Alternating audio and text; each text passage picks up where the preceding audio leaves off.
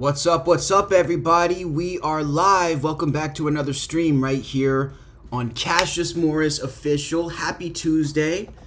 And shout out to my night owls, by the way. I realize I'm over on the other side of the world here in Vietnam. It's 3 in the afternoon for me. But everybody in the chat has been my night owls over in the States, over in Canada. Shout out to all my people, man. I think I found my tribe. I go to sleep at like 5, 6 in the morning. So I'm really with you guys in spirit from here on the other side of the world on the Night Owl team. So much to talk about today. We're going to kick things off, as you can see from the title, with Elon Musk sending a massive warning about the mayor-elect of New York City, Zoran Mondani. Elon Musk has sounded off on the fact that he believes Mondani is going to destroy America, starting with New York. And this has been an interesting topic to me because I've kind of wanted to sit back on the Mondani stuff and just wait to see what happens, wait to see what the reaction is from other politicians, people in New York, before I really jumped on and gave my opinion, my 2 cents on this. But I think it's a good time to talk about it now. We have a bunch of other stories coming up as well. And real quick, if you like these streams and you want to get like me, make sure to go to bromaste.com. These live streams are all sponsored by Bromaste.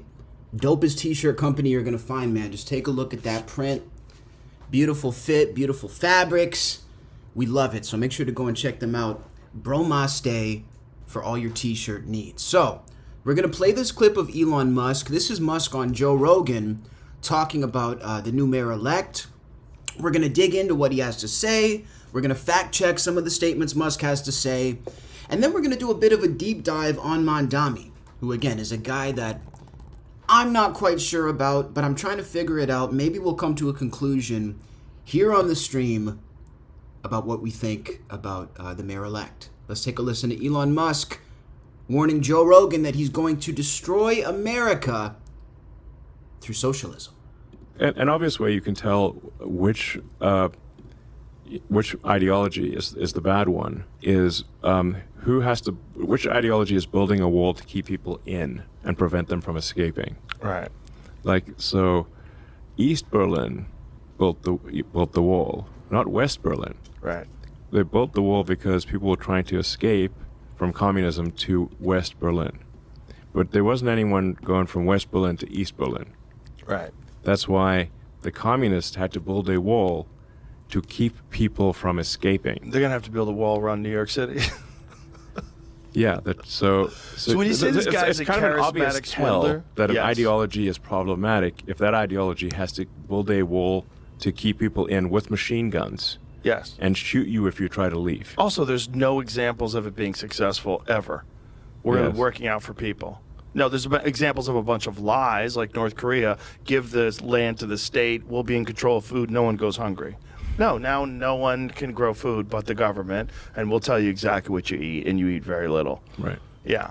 When you say Mondani's a swindler, I know he has a bunch of fake accents that he used to use. Yeah. And, but what else has he done that makes him a swindler?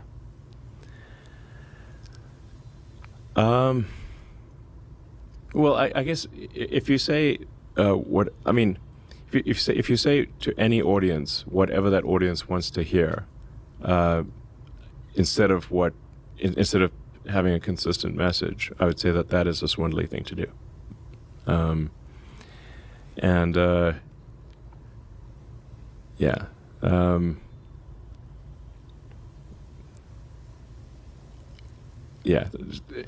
he doesn't seem too sure about his opinion here. I don't think I've ever seen Elon Musk so unsure about a statement he's trying to make. He is charismatic. Yeah, good-looking guy, smart, charismatic. Yeah. Great on a microphone. Yeah. And, Exactly. and what the young people want to see. Like this ethnic guy who's young and vibrant and has all these socialist ideas, aligns with them. And, they're a bunch of broke dorks just out of college. Like, yay, let's vote for this. And there's a lot of them. And they're activated. They're motivated. Yeah. I guess we'll see what happens here. What do you think happens if he wins? Because 1% of New York City is responsible for 50% of their tax base, which is kind of nuts. 50% of the tax revenue comes from 1% of the population. And those This is a true statement, by the way. are the people that you're scaring off. Rogan is 100% accurate here. So I did a little fact check to try to pull this up. So if we go and take a look on Google, we can see right here, I'll make sure you guys can read it as well. In New York City, the wealthiest residents pay a disproportionately large share of income taxes, with the top 1% in the city contributing around 40% of the city's total personal income tax revenue. So this is a massive amount here that's being paid by the 1%. And the issue that's happening with the Mamdani platform is that he's planning on basically funding all of his ideas, whether it's public free transportation, access to groceries, which are all good things, by the way. You know, I think, you know, I know a lot of people make these memes like Republicans have a meltdown when people, you know, have access to food and groceries and transportation. I can get behind giving these things to people. But the only discrepancy here with the platform from Mamdani is that he's planning to fund all of this with the money from the 1%, who's already paying the lion's share of the taxes.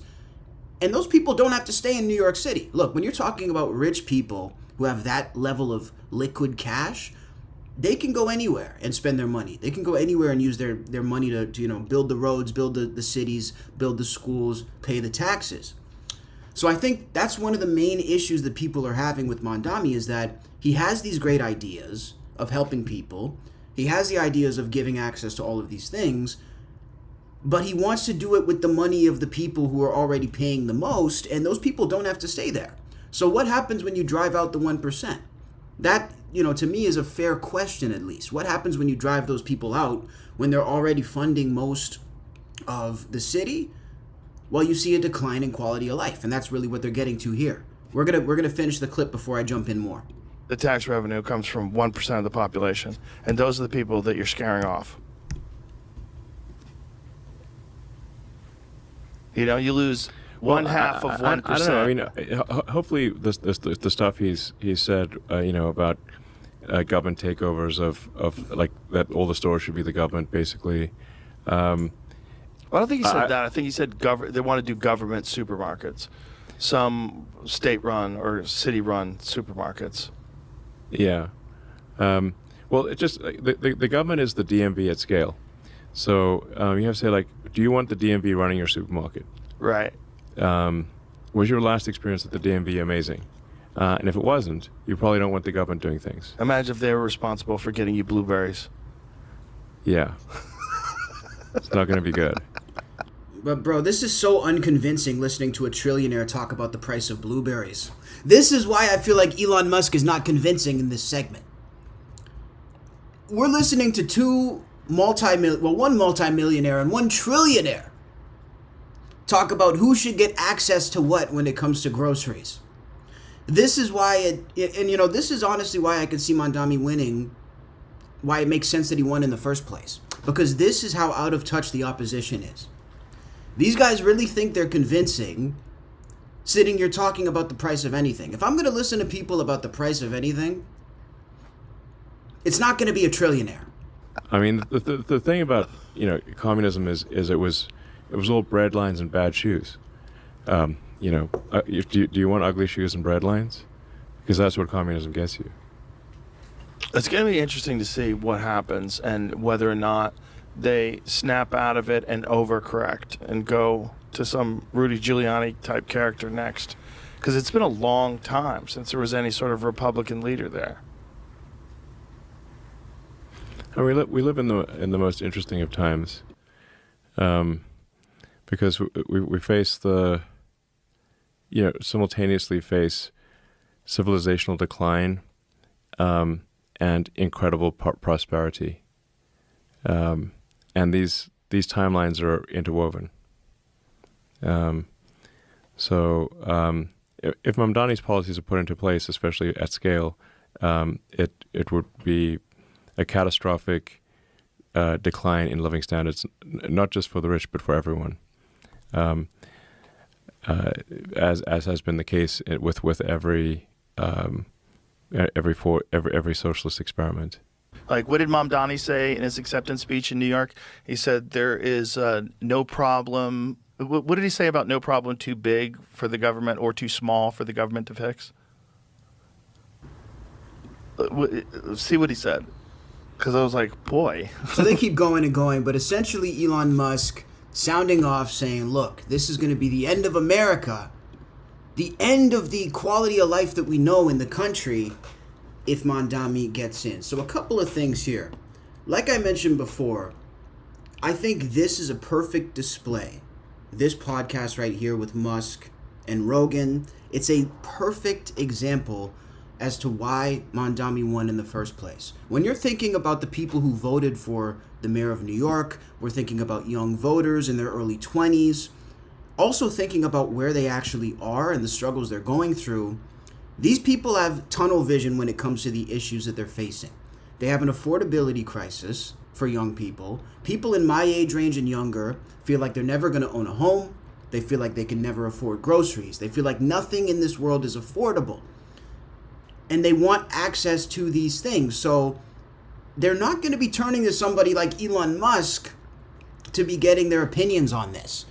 And it makes a lot of sense why they would be turning to somebody like Mondami, who's making promises of a more prosperous future. You know, I feel like if you're going to be involved in politics, just like we talked about yesterday on the stream, you need to be able to be in touch with the people who are your opposition. You need to at least understand where the people from the other side are coming from mentally and in terms of their issues. And this is really why I feel like Elon Musk, especially with all the money he has, it would probably be a good idea if he just stepped away from politics, because nothing he says in this sphere is relatable whatsoever. The main issues that we're facing in this world now, especially for young people, is the affordability crisis. Nobody owns anything. You know, the people I know in New York City, I don't know a single person. I have a lot of friends in New York. I don't know a single person who owns a thing. They live with 10 family members. Either they're poor and they live with a lot of people, or their family has money and they still live with them. But nobody can afford their own place. Nobody can afford groceries. Nobody can afford anything. And I'm pretty sure the last person they want to hear from in this scenario is a guy like Elon Musk. So when you really look at the dichotomy here, it makes sense why they would be listening to a guy like Mondami. The only issue here with Mondami is that he's not actually who he presents himself to be. And we'll take a look at some of the clips here. The first thing for me is the fake accent. So Musk mentioned the different accents, the different voices, and sort of being a bit of a chameleon when it comes to presenting himself in front of different audiences. I feel like there's actually something there. This reminds me a lot of Kamala Harris. And let's go ahead and roll this one clip here. I'm a democratic socialist. I actually created a playlist for Mira, who also happens to be my mother.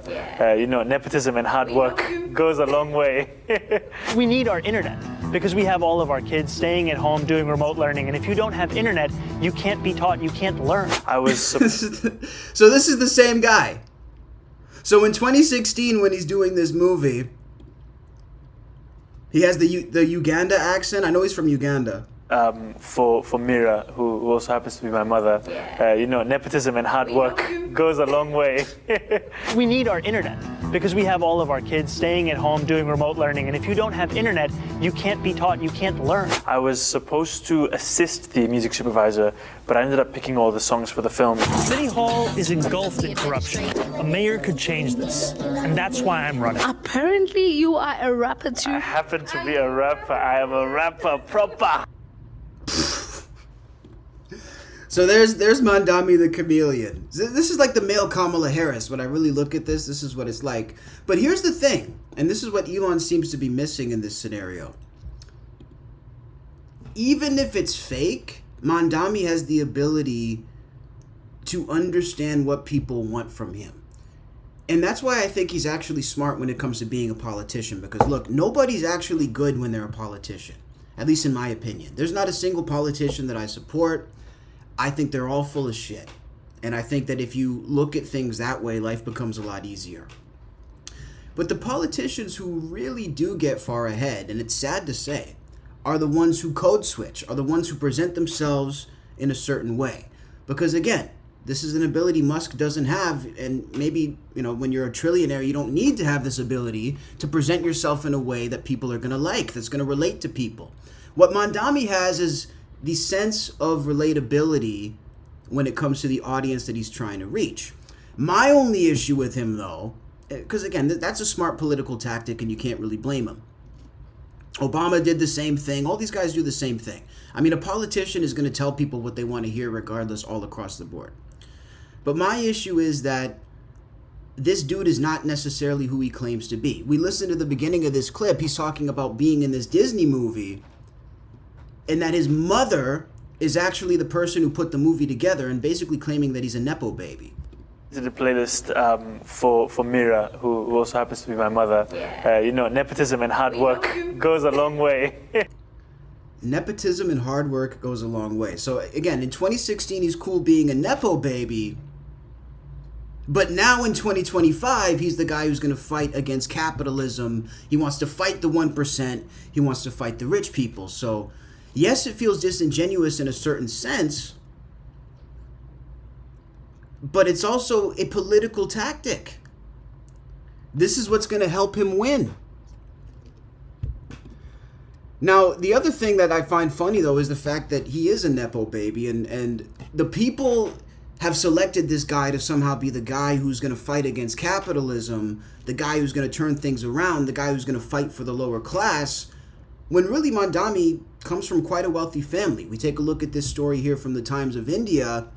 The headline, How Communist is Zoran Mondami?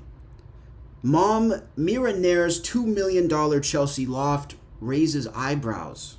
So we take a look at this. It says Democratic Socialist Zoran Mondami is drawing fresh attention for his family's property ties, including his mother Mira Nair's long-held $2 million Chelsea loft, where his political journey quietly began. The New York City mayoral candidate has shaped his political identity around pledges to overhaul the city's housing system, pushing for rent freezes, tax changes, and shifting resources from wealthier, predominantly white neighborhoods to lower income areas in the outer boroughs. Yet he comes from a $2 million Chelsea apartment, a corner unit in New York City, which was bought in 2008 for $1.3 million. So this is what cracks me up. And again, though, you can't really blame Mondami. You have to blame the voters. This is a guy who comes from wealth. This is a guy who is a Nepo baby. This is a guy who is essentially everything that he's been fighting against, but he presents himself in a certain way that makes people believe that he's fighting against those same things. So I feel like there's two things at play here. Elon Musk is right when he talks about this guy being disingenuous. He's right when he talks about him being a swindler. I think there's no doubt in my mind that he's a swindler. But when you look at the other side of it, what politician is not a swindler? Every single one of these guys is a swindler. Every single one of these guys is telling people what they want to hear. They're all full of shit. So it just cracks me up, the fact that this guy is the dude who's won. Yeah, but he is charismatic. Yeah, good-looking guy, smart, charismatic. Yeah, great on a microphone. Yeah. And what the young people want to see, like this ethnic guy who's young and vibrant and has all these socialist ideas, aligns with them, and they're a bunch of broke dorks just out of college. Like, yay, let's vote for this, and there's a lot of them. And they're activated. They're motivated. Yeah. So what do you guys think about Elon's take? I'm seeing in the chat, Mondami for president. 3 security gates to get to the compound in Uganda. That's crazy. No such thing as a democratic socialist. At the end of the day, look, I think Musk is right, but it makes sense why this dude won. That's ultimately my take on Mondami. It makes sense why he won. And I think that if anybody couldn't have seen this coming in America, you probably weren't paying attention, because the people who are in this age range of voters, 30 and under, are disenfranchised. They're not relating to the people who are in charge. I may have a bit of a different perspective. I think I'm a young person who maybe views things a little differently. Being in the entertainment field, I may have a little bit more of an understanding of capitalism, maybe siding more towards a capitalistic mindset. So I feel like I sort of understand that element a little bit better. But at the same time, we do have to understand how frustrated people are. How frustrated people are with the way things are going. For anybody who lives in New York City, it's a nightmare. The affordability crisis is a nightmare. So Mondami may be disingenuous. He may be full of shit, but it makes sense to me why he won. Let me know what you guys think down below in the comments. And I don't know how things are going to go for New York, man. I think New York is kind of like a failed city at this point. I don't think things are going to go well for them. Like I say, most of the people I know from New York have already fled. They don't want to live there. Someone says the world is ending. That's hilarious. Hopping over to the next story, we have this one about Tekashi 6ix9ine. 6ix9ine had a crazy incident happen yesterday where footage was released of armed men inside of his home that staged a home invasion and robbery. This is footage that just came out last night. This happened in Florida. His house was broken into by 4 armed intruders. They ransacked his house, terrorized his people inside, and even held his 60-year-old mother hostage. Let's take a look at this footage here.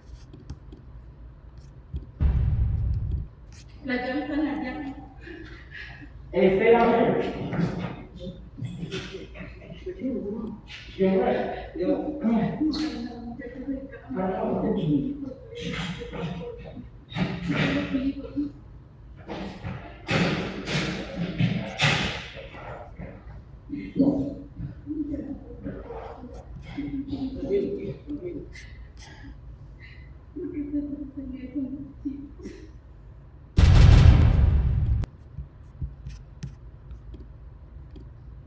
Unbelievable. Look at this.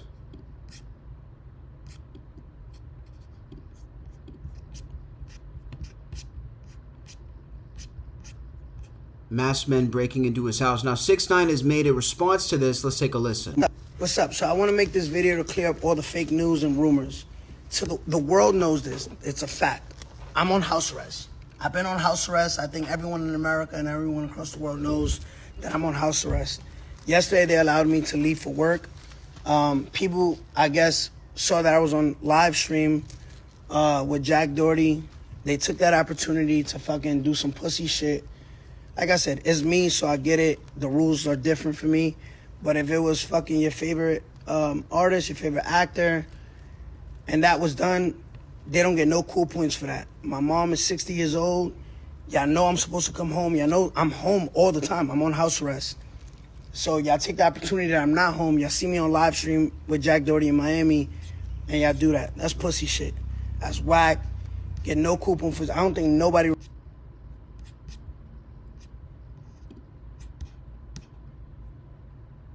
Unbelievable. Now, this is crazy. To do a home invasion on somebody and target their mom is nuts. Now, one of the things that people have been saying is that the Island Boys may have actually been implicated. Look at this. So it says, 2 goofs, the Island Boys, are the ones that robbed 6ix9ine's mother and held him at gunpoint. I'm seeing in the chat that it was fake too. And this is why I'm sort of sitting here looking at this a little bit skeptical, because I do feel like a lot of this stuff is fake. Whenever something happens with these streamers, whenever somebody gets robbed, whenever somebody gets injured, whenever any of this shit happens, I always feel like there's some sort of fake shit going on behind the scenes. I wouldn't put it past them. I wouldn't put it past any of these guys. These dudes are the type of guys that will sell out their entire family for clout. Some of these dudes in this business would sell their own mother for $1 for clout.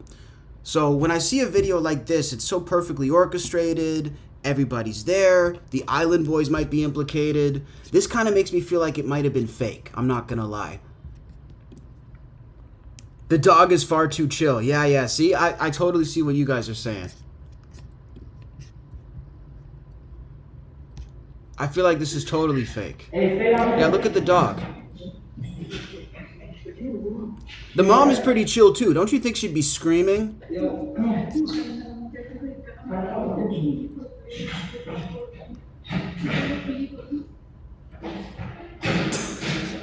Does this look like somebody who's being held hostage? This looks like this is probably his cousin.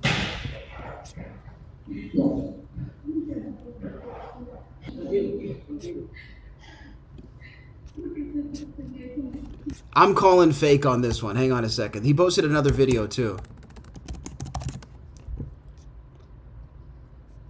Pull this one up.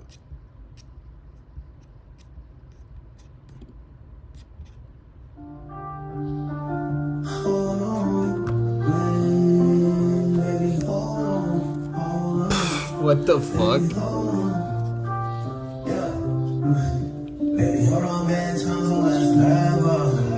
Hard times we going through together. Hold on a little longer, tomorrow gonna be better. When I get back up, you know you do whatever.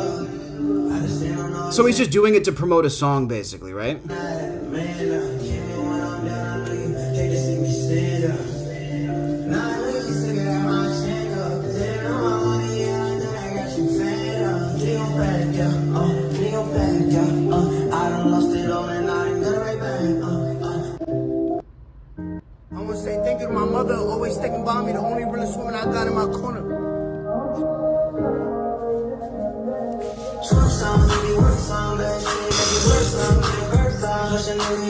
No fucking way, bro. This is the fakest thing I've ever seen in my life.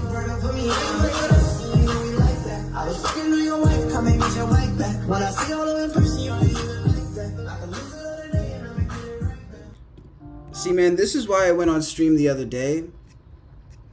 And I was talking about the fact that I would never, ever in my life try to sell out or compromise my morals to get farther ahead in this game. There's so many sneaky, underhanded things that you can do in this game to try to get ahead. All the clout chasing, all the fake shit, all the bullshit. But this is what your life is going to end up being if you fall into this fake world. You're going to end up staging shit just like this. It is cringe. I'm completely cringing at this. Someone said, what's with the money being thrown around? Is this supposed to impress people, maybe toddlers? Yeah, I think this is just a publicity stunt because 6ix9ine is going back to jail too. This is what he said here in this clip with Jack Dougherty. Yeah, he was I put like, me on radar. No, because he was like, yo, where you going? I'm going to stream with Jack Dougherty. Yeah, it's probably And- bad right now. No, because I have to let him know my location. Uh-huh. But yeah, What'd he he say? approved it. Oh, lit. Hell yeah. Yeah. Does he know about me going to jail? Nah, I don't think so. Oh, hell yeah. I mean, he knows now. What's it like when you're in jail? Like, do people, everyone know you there and shit? Well, so I think you're my last stream. Really? Yeah, because I get sentenced on Thursday. Dang, how long do you think you'll be in The jail for? prosecutors asked for 9 months. But the judge could go under that and over that. Dude, I don't know if I could do 9 months. I couldn't even do a day. I couldn't even do 24 hours. I was like, please get me out of here. But I paid so my how bond was like the 5 experience? different times to see which one hits first just to get me out. Like, Fucking rich nigga shit, bro. I told my probation officer about you. I'll tell you guys, man. There, like I said, there's times in my life where I wish I was a streamer of a higher status, whether it's financially, whether it's more fame, whether it's more clout. There's moments where I look at these dudes in these houses in Miami, or I look at them throwing money around, or I look at them with jewelry, and I'm like, shit, I kind of wish I had that, or I kind of wish my life was like that. But then I remember the fact that they have nothing in here and nothing up here, and I'm fucking happy, dude. I would rather literally be living in the streets, eating out of a fucking garbage can, than trade places with Tekashi 6ix9ine. There's no level of money, there's no level of fame, there's no level of clout that would ever make me want to switch positions with a guy like that. Imagine these are the role models that kids are looking at. That's what I remember too. When I look at these streams and when I look at these guys, I'm almost 30 years old. I look at this shit, I think it's stupid. But then I remember that these guys' core audience is little kids, bro. Imagine getting on a camera and making a literal clown of yourself, staging home invasions, staging robberies, staging arrests, staging fights, completely selling every fiber of your being out for clout and money. Little bit of money, little bit of clout, and it's a bunch of 12-year-olds watching. That's the type of shit that makes me sick. I could never in my life trade places with somebody like that. But yeah, this whole thing reeks of being fake. And I feel like these guys have understood that being arrested is kind of like a stimulus package. Getting robbed is kind of like a stimulus package. It's like, this is the shit that's going to help you elevate and get clout. But it's so not worth it, bro. What's this one? Jack Dougherty got checked by a cameraman who was filming for a Tyler Perry movie? What? So what are you guys doing here? I just want to... We're filming a whole movie here. How you know? Because I'm in the movie and I'm in guard. No. I don't know what else I can give you because I signed an NDA. Keep it out, I'm saying for sure on stream. Yeah. But like, yeah. Sorry, I gotta go. I gotta go. Let's go. You gotta go outside. Let's go outside.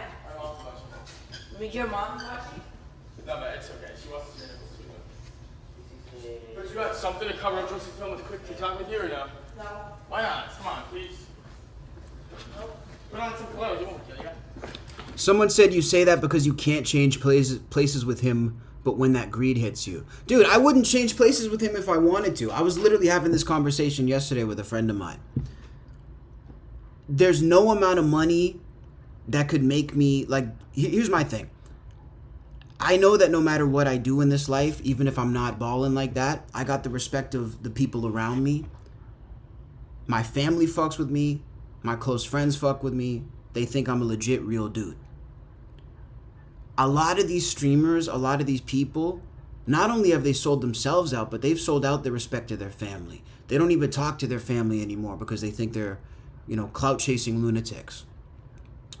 They've lost the respect of their friends, their day ones. They've lost the respect of anybody out there on the street. I can't imagine putting a dollar value on your self-respect. I can't imagine putting a dollar value on that, bro. If you need to get 6ix9ine tattooed all over your body and your face and do rainbow hair and put in a rainbow grill to become successful, first of all, you're not that talented, if that's really what you have to do. But genuinely, this is the shit that scares me. And like I'm seeing in the chat, I appreciate that people are caring about the kids, because that's the fact that it's 11-year-olds watching this, dude. What do you think is going to happen to the next generation of people if these are the role models? How do you think our kids are going to end up if they're fucking 11 years old watching 6ix9ine on the stream? That's the shit that worries me.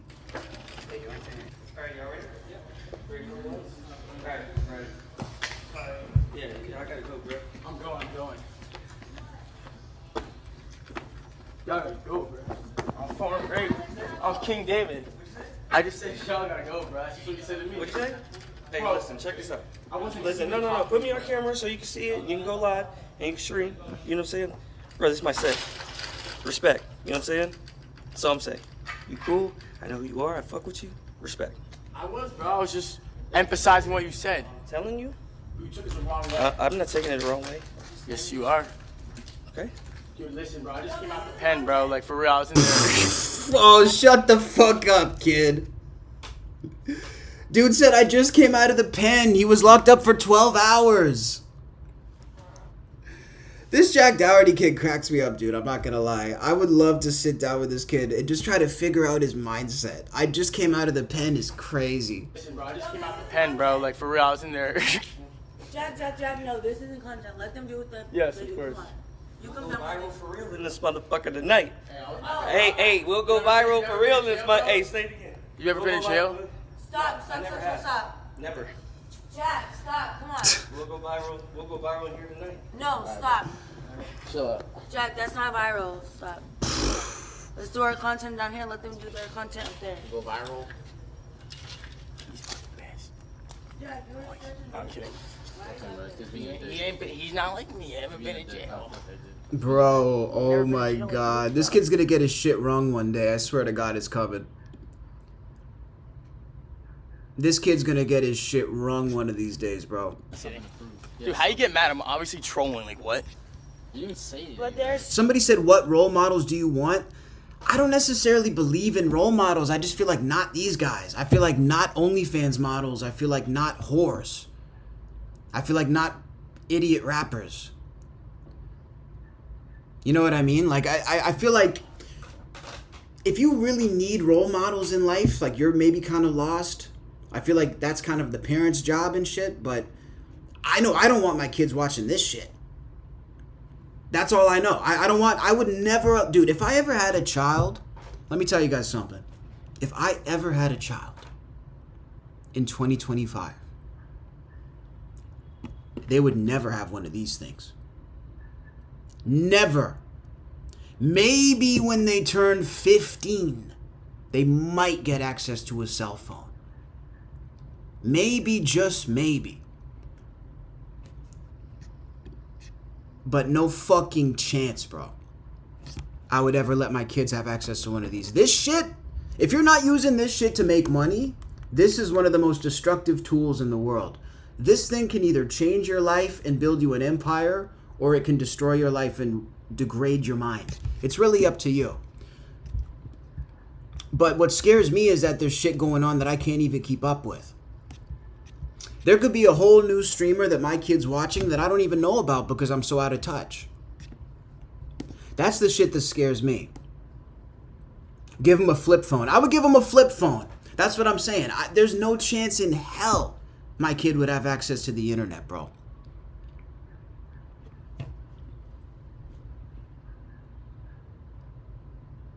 Someone said Charlie Kirk.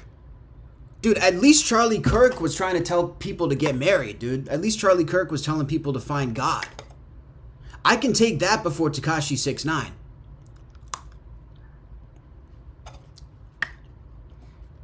I would take that first. I actually like that message a little bit better.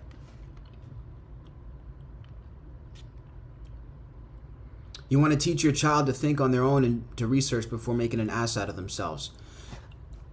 A shocking concept. Shout out to my boy, I'm from the stars in the chat. Yeah, what a shocking concept.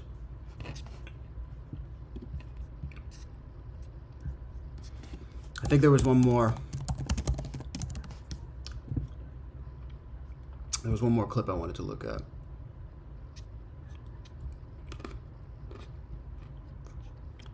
Like, the bitches want to get in the pool. Have them get in the pool. They don't got no fucking bathing suits, nigga. Get them butt naked. Wait, no, nigga, we on Twitch. You can't do it. Yeah. Why? Because they black. Let's pull a black card. Wait, what? If you get banned, let's say, oh, y'all just banned us because we black. JC think, but I didn't get you. No, nigga, you can't say banned. Does 6ix9ine think he's black? Is that why he always says the N-word? I feel like he thinks he's black. Titties and pussy out. Titties and pussy out. If we pull out the black victim card, bro. Wait, we? Like, yeah, because if you get banned from Twitch and they butt ass in the pool, be like, yo, if this was a white woman, y'all wouldn't ban us. If they see titties and pussy, I'm not gonna lie. They just gonna ban whatever. Huh? Oh my God, bro. Unbelievable. I'm losing fucking brain cells watching these guys. We're all over the place tonight. We're all over the place tonight. We're just watching shit now. Black fuck. I have a Mexican fuck. Wait. I have a black fuck, a Mexican fuck, an Indian fuck, and a Chew fuck. Come on, yeah! Equality. Equality. Oh my God. You don't even know how to say it. Nigga. Fucking Take your stupid. glasses off. I'll take my glasses off, but you can't have your ass cheeks out this stream, bro. Like, that's all I see. No! What the fuck? They're gonna get me banned now.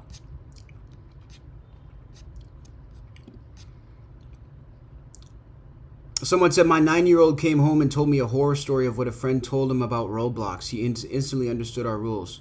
Bro, no Roblox! No Roblox, no Fortnite, nothing, bro. If you let me tell you, if you guys think that your shit, like your kids are safe on that shit, don't let them use that shit. Don't let any of your fucking family use that shit, dude.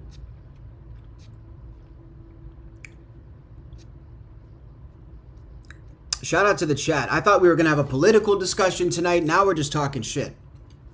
But you guys get it. Bro, we're outside right now. No Security. You go dolo? Yeah, I go dolo everywhere. Why? It's just my life, bro. You just lived a real life of me just being outside by myself. You really don't be going with security. It just shows that the world are not really on that. The streets is a lie. They not gangsters. They don't. Everything. I can't, dude. I can't. We gotta switch the topic. I can't watch this shit no more. Like I told you guys, we're all over the fucking place tonight. We're all over the place, but we're just on here looking at stuff. We're talking shit. So I wanted to hop over to this thing. So this is an interesting story that happened in the world of music. Maybe something with a little bit more substance. Rock Nation has officially launched its own online distribution platform. So Rock Nation, obviously the record label owned by Jay-Z. And this is gaining massive amounts of criticism across the internet as to the fact that it's ripping off artists in just a more creative way. Look, I think we all know that record labels are basically, they function to rip off the artist. This is just a more creative way to go and extract money from artists all across the globe. So Rock Nation has announced its distribution platform, which takes 15% of royalties from every single song that any artist makes. So they offer 85% royalties paid out monthly on this distribution platform for independent artists. Their platform distributes to over 200 other platforms across the internet, and they claim there's no upfront costs, that you just sign up and you distribute your music through Rock Nation. So that's not suspicious at all, right? That's not suspicious at all. Now, this is drawing massive controversy from artists, from people all across the internet. And I feel like the fact that Jay-Z was involved should have been the first red flag. But people are not falling for this bullshit. Russ, the rapper, one of the dopest independent rappers that's out there, he's put a couple posts up about it. He says, an 85-15 split to press upload is madness. Major labels take 15% distribution off the top, so it seems like they just modeled the business off that. If you're an artist, this makes no sense to sign up for. Which is a super, super good point by Russ. He also came out to speak a little bit more about today's artistry. Let's see what he has to say here. Fair. What I mean by that is skill. Taste isn't fair. What I mean by that is skill does not guarantee attention. Emotional connection does. The market values entertainment and connection, not difficulty. You know, like I see so many artists confusing artistic merit with market value, but supply and demand doesn't reward technical integrity. It rewards desire, connection. We're not watching American Idol. It doesn't matter if you can sing your ass off. If your songs suck, nobody gives a shit. You know what I mean? Like, we don't give a fuck. I think a lot of artists confuse craft with communication. Craft, like, refines the delivery, but the delivery only matters if the message lands. Like, again, you can be able to sing your ass off, but if the song sucks, nobody cares. Because why? Because the audience is not streaming and replaying skill, they're streaming songs. And that's just like the brutal truth of the market. Like, talent is only leverage if it's attached to something emotionally sticky. People remember how a song made them feel, not how difficult it was to make. Taste. See, so this just goes to show this guy knows what he's talking about. When he talks about the music business, when he talks about artistry, this is definitely one of the go-to guys that you could listen to that most people don't even know. I'm seeing in the chat, people are like, is this an artist? Who is this guy? This is Russ. He's an independent artist. But what he's saying about the Rock Nation model totally makes sense, because why would I give somebody 15% of my money for nothing? In a world where you have access to every single platform, whether it's YouTube, Spotify, Apple Music, Tidal even, fuck, Jay-Z can make money off Tidal even if you put it there. Why would I go with a distribution platform in any sense of the word when I can just put my own song on Spotify and keep 100% of the money? But this is interesting to me because the labels are just getting more creative with the ways of ripping people off. I think that now that we've entered the streaming world, we've entered the world of independence for artists where they can upload their own stuff.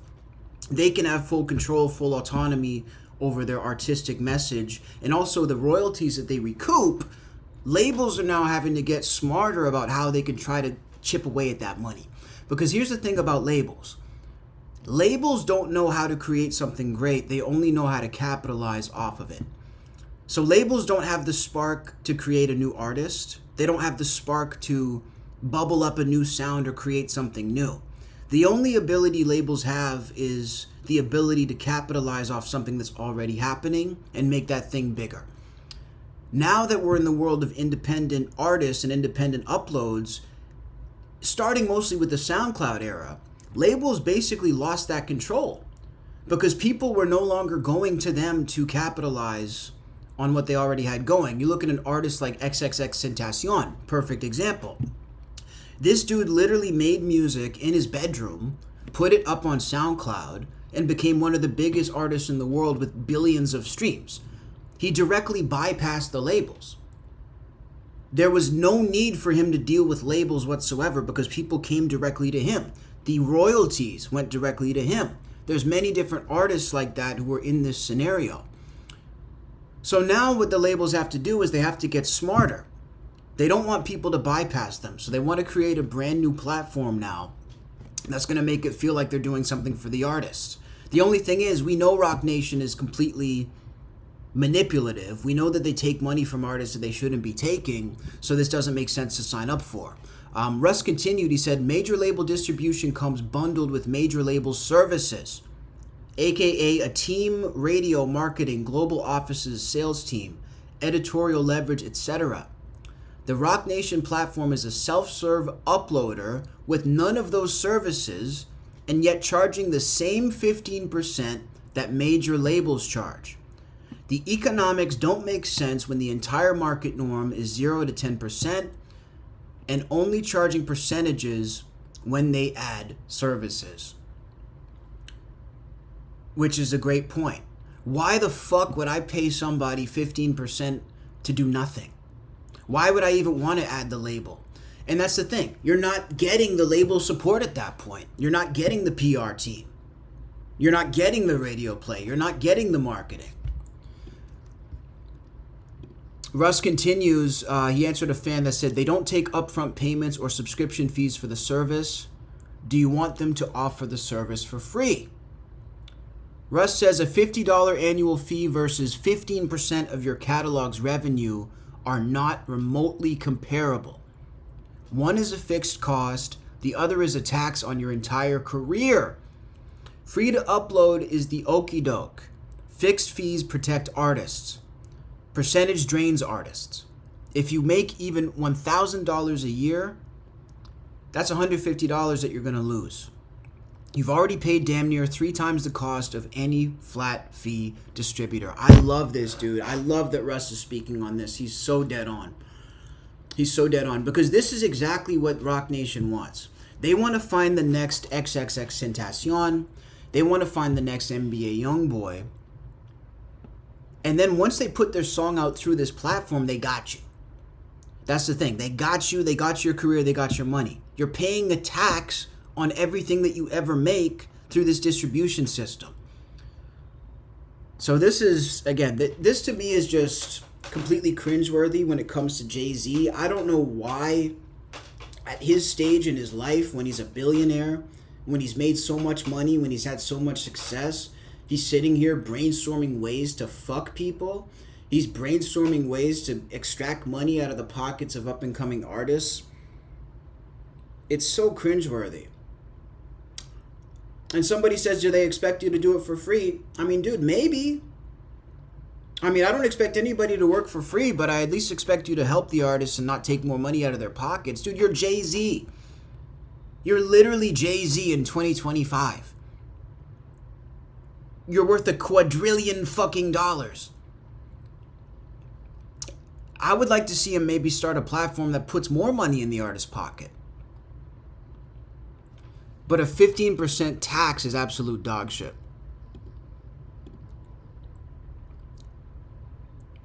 Free Tory. Who said free Tory? Someone said it's like YouTube Music. Jay-Z is giving a platform thinking it will be something to pay attention to. Yeah, I completely agree. Labels have to pay the studio musicians too. Yeah. Let's read in the chat.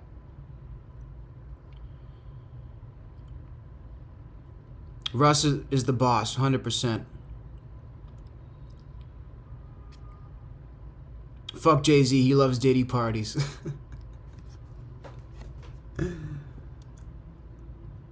That's so funny. Yeah, no, this is a complete ripoff. So yeah, let me know what you guys think about this one down below in the comments. We'll watch a couple more things.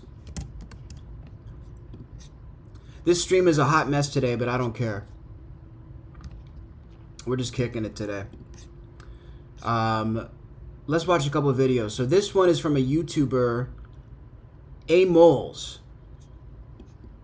He bailed a girl out of jail. So this is a new trend for anybody who hasn't seen it. These YouTubers have been doing this thing where they bail random people out of jail and film their reactions.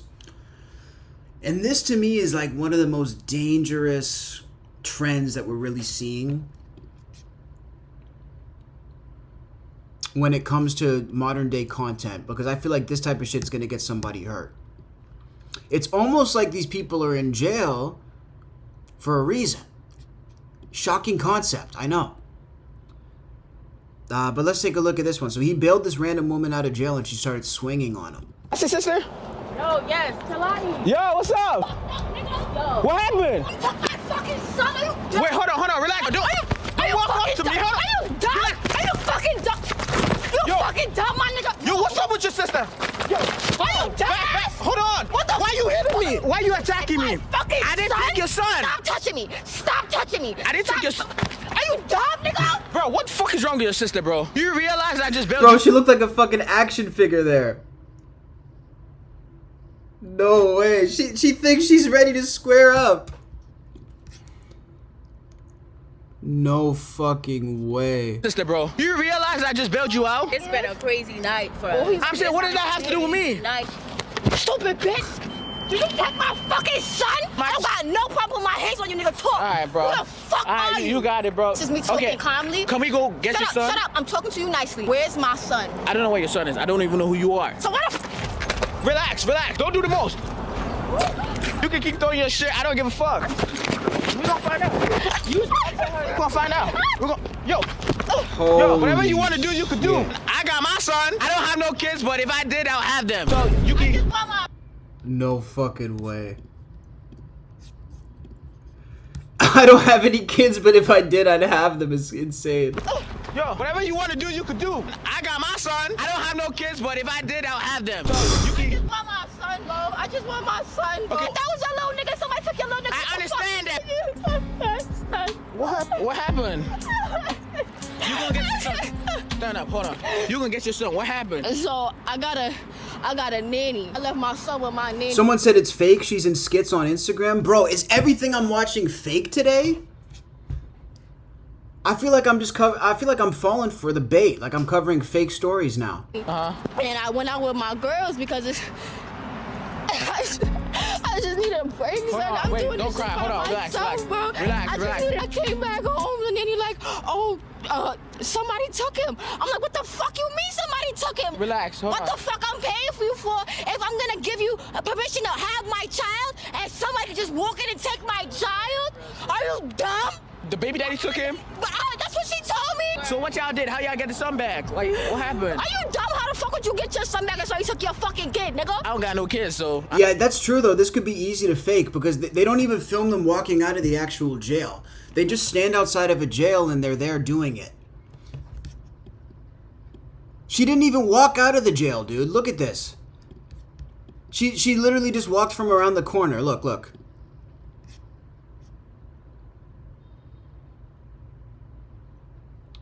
This is totally fake. Bro, shout out to the chat.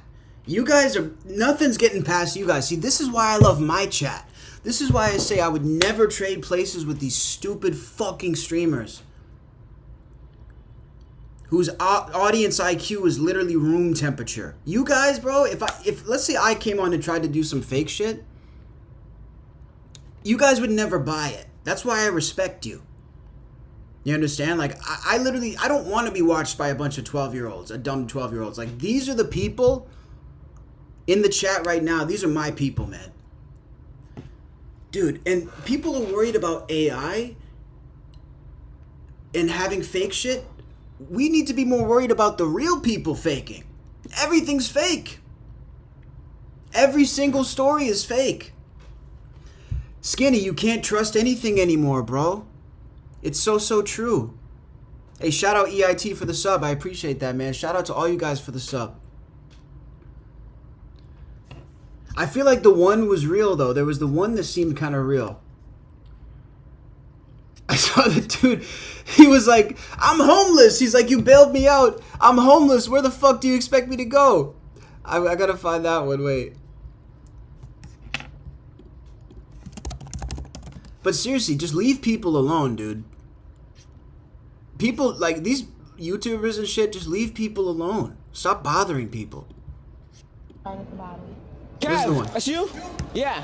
Yeah, we just bailed you out, bro. What's up? Come on, man. No, we just bailed you out. But why? I ain't got nowhere to go. I'm homeless, man. We just go around bailing people out. Nah, but where am I going? Come on, man. Why you bailing me out, though? I'm saying we do like goofy bails and stuff. Relax. I ain't got nowhere to go. I got nowhere to sleep. It's cold out here. We gonna get you something to eat. Find a place how you can get me back in there. We gonna get you something. I want to go back in. We gonna get you. He said, get me back in there. See, how long is it until he just clocks him? Like, that's what I mean. This is going to go bad one day. If he wants to go back to jail, he can go back to jail, but it might not look good. It might not be pretty. How you can get me back in there? We gonna get you. I want to go back in. We gonna get you. I want to go back in. I want to go back in. Is insane. We gonna get you. I want to go back in. I don't want to be in the streets. I want to go back in. You want to go back to jail? Yes. I don't know why you got me out. Where I'm gonna go? Where am I going? I was comfortable where I was at. Warm. I got to pay for no rent. Good. Get me back in. Get me back in. Oh my god, bro. There's no fucking way. This is so ridiculous. But yeah, leave people alone, bro. Like, I'm telling you, I've had scenarios where people approach me and I feel like there's a hidden camera or something recently because I don't trust anybody. Anybody who approaches me with glasses or any type of shit, like, I don't trust it. I feel like somebody's gonna come and be fucking with me. Like, out here in this part of the world, it doesn't happen as much. But in America, dude, fuck that. Any weird scenario, anybody approaching me, nah, I'm walking the other way. GH says, nobody ever said I want to go back to jail. You can eat for free all over New York City.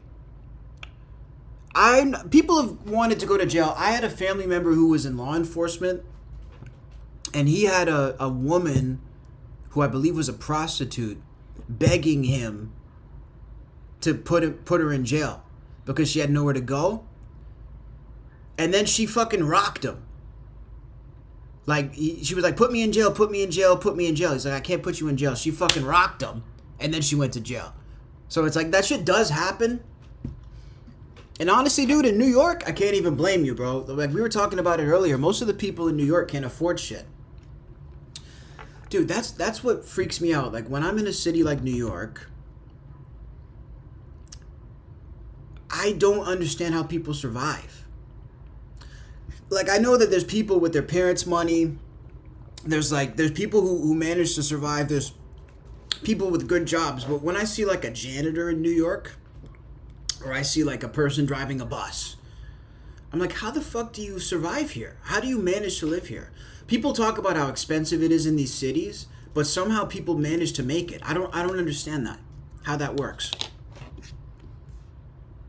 How does a dude who works at a bodega surviving in New York? It doesn't fucking make sense to me.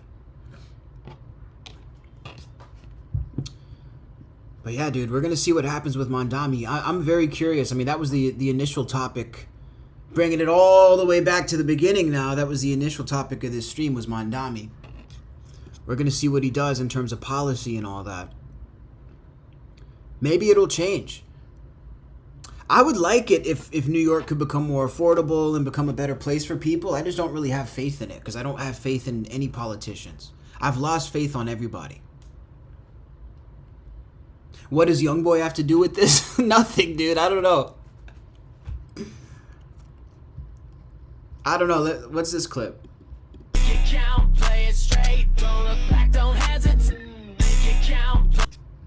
Bro, why are we on the Brain Rot channel, dude? This is so bad. I don't want to watch these stupid fucking videos.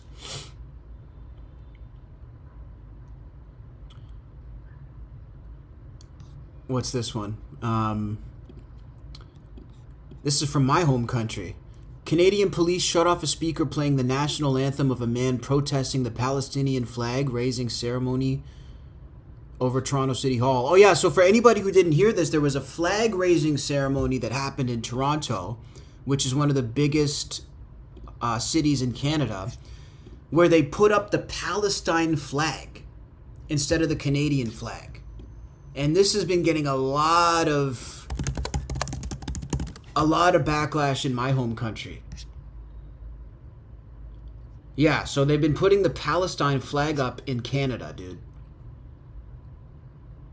Which is really weird. I don't understand why that's happening or what's going on there. Look at this. Like, what is this? What are we doing? What are we doing? I don't understand.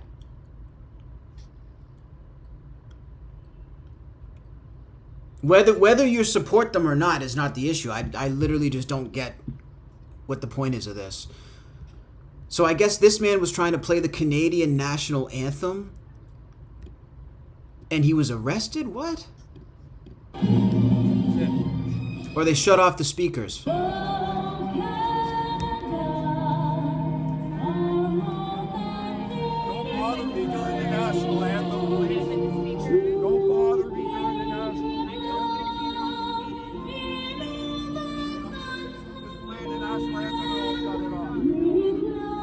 Wow. Excuse me. Wow. Property, first of all.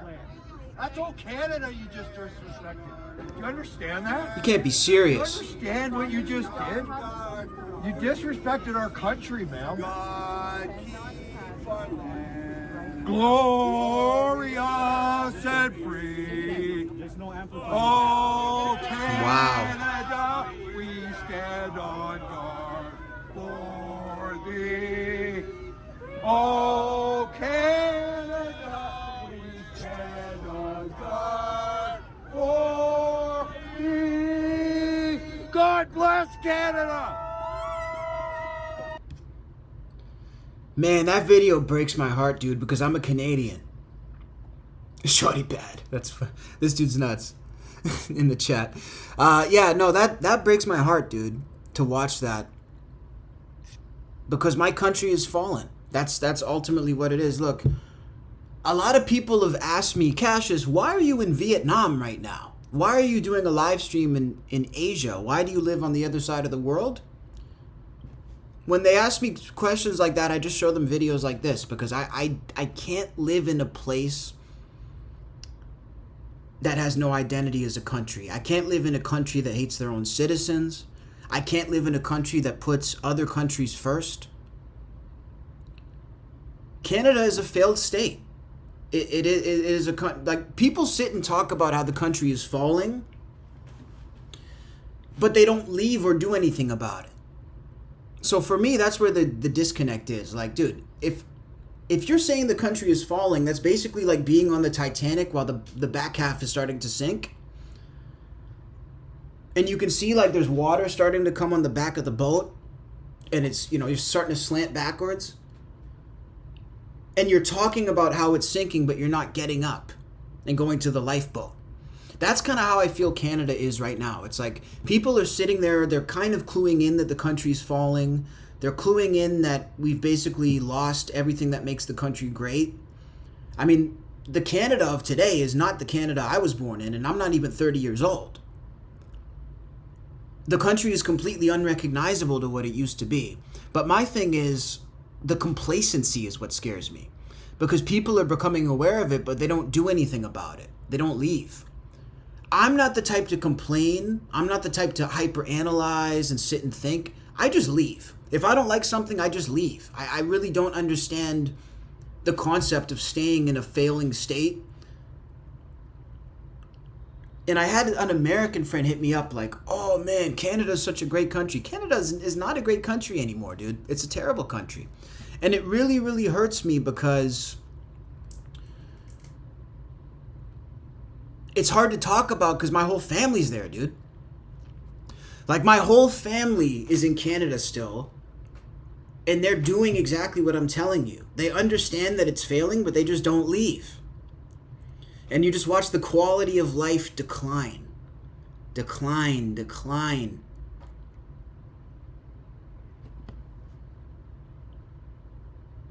It's not just Canada. No, not at all.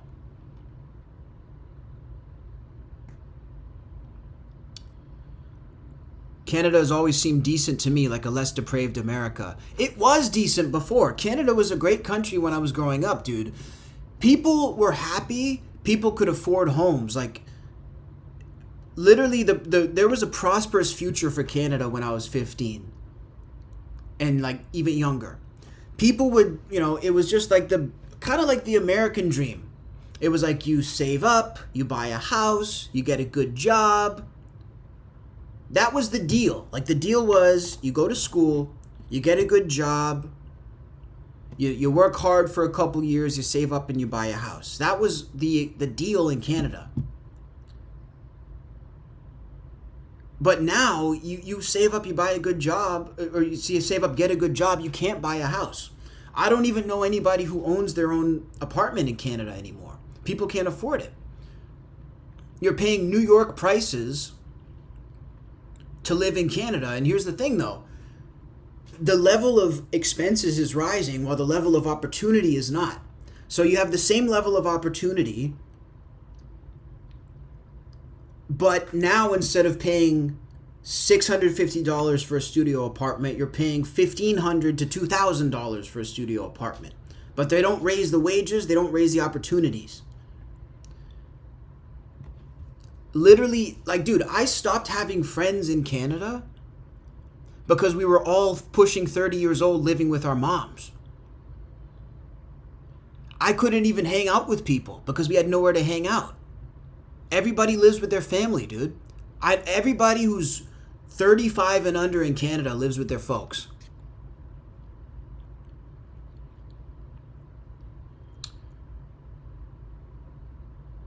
That's why I said I just had to get the fuck out of here. Like, I just can't deal with it. It's depressing. It gets depressing when you're there. Someone said it's even, what do you say, Canada is mainly empty, yet there's nowhere to live. Exactly. That's the thing.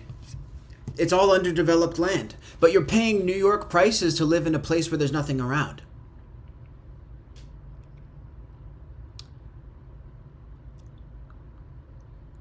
Let me see. I'm just trying to read some of the comments. Try living in the UK. That's the only country I think that might be worse. I'm not going to lie. The UK is pretty screwed right now. I did a stream about that recently, and yeah, it's not looking good. What's the minimum wage in Canada? It's like, in US dollar, it's like $10. But all they do is they just raise the price of everything and they cut the hours. So like when I was first there working as a teenager, they raised the minimum wage and then they cut everybody's hours. So anytime they try to do something for people to get ahead, they just cut it down so that it becomes equal again to what it was before.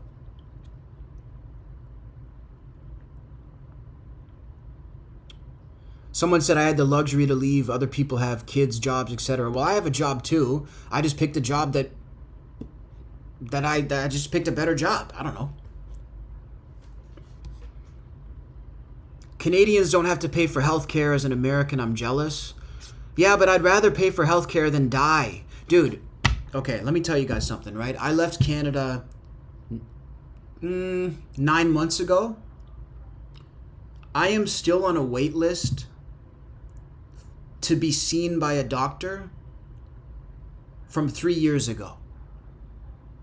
I don't even know if I still have the condition or not.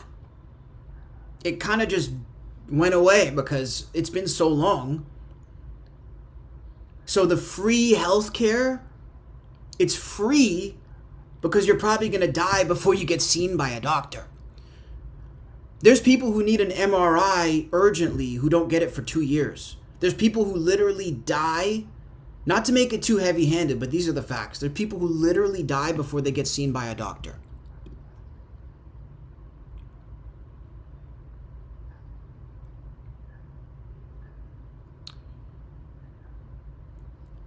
Let me see. Yeah, dude, I would leave Canada if I was you. I mean, and again, it's tough for me to talk about this shit because I feel bad because all my friends and family are there. So, like, I kind of feel like I'm shitting on them. So that's why it's tough. But, like, I'm not forcing them to stay, dude.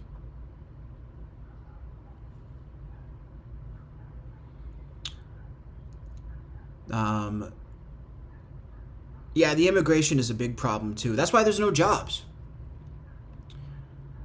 That's the thing. All these companies bring in all these people from other countries. They pay them less than minimum wage. And Canadians can't get jobs. I remember, so this is before I was like full-time in media.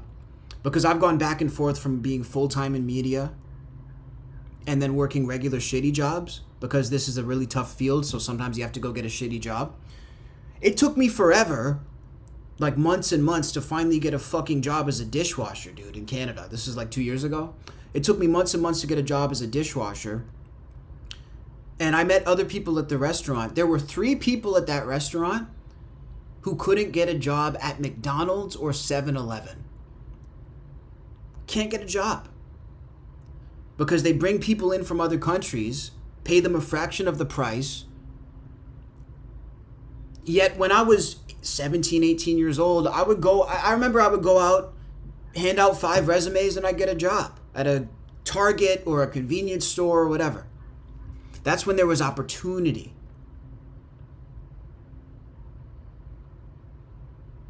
So it's a whole trip. I don't even know how we started talking about this. I'm just talking to the chat now. But I always try to say this, and I think it's worth saying, like, if you are in a place like this, in a country that's failing, and you can get out, whether you have a family or not, get out. That's genuinely what I would say. Get out if you can, while you can. It's not gonna get better. It's only gonna get more challenging and get worse. Like, I worry about my nieces. I don't even know how my nieces are going to have a prosperous future in Canada. I don't know how they're going to get a job. I don't understand it. That's why I want to grind so hard to move my family out of there, bro. Like, that's literally why I don't sleep at night. Because I don't want my family left behind on the Titanic. I literally grind. I fall asleep at 7 in the morning, bro. Because it's like, I need to get them out. I need to break the financial family curse. I need to be like the first millionaire in my family type of shit. That's the type of shit that keeps me up at night.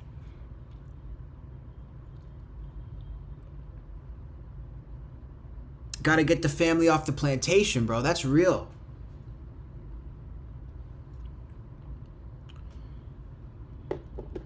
That's real, man. I'm glad you guys are interested in this. I didn't think, again, I don't know. Thank you guys so much, man. I appreciate the love, for real. Why is Canada failing? I mean, we've been talking about it, but I don't want to harp on it too much. I don't want it to be negative. These are just the facts, though.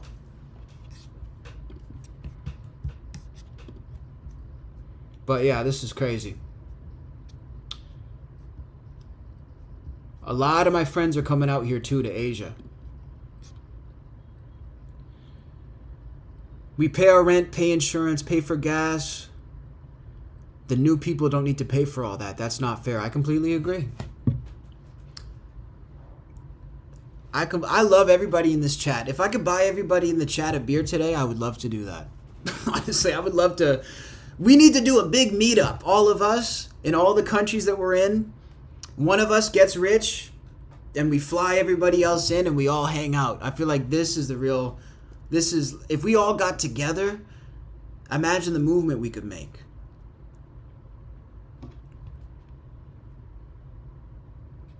Someone says, if it's life-altering, they'll usually get you in. He's talking about medical. I've never heard of someone waiting forever on life-saving care. Well, you're incorrect, my friend. You're incorrect. There's a lot of people who need to see doctors who haven't seen doctors. There's a lot of people who need surgeries, who don't have surgeries, who will probably die before they get it. That's why when you pay for healthcare, it's better. Doesn't mean that the prices are fair in America. I'm not saying it should be like the American system. I'm not saying that, because the American healthcare system is screwed. But genuinely, I would rather pay for medical care than not get it. I will pay for it if I have to pay for it. I mean, that's fine. Oh, you're talking about the UK. Okay, yeah. Where in Asia do you live? All over the place. I'm in Vietnam at the moment. I like to jump around.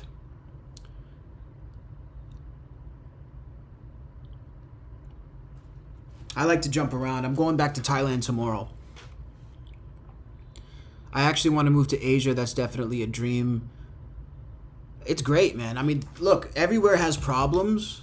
It's not a utopia. It's not perfect. But I mean, like, for me, it's just about the problems that you want to deal with. It depends what problems you're comfortable dealing with and what problems you're not. Here, what I find is that there's a lot more social, political harmony. For me, I got really, really sick of, and also the affordability. So my biggest issues with Canada were the cost of living crisis and the social political bullshit. So the identity politics, the obsession with race, the obsession with sexuality, the obsession with gender.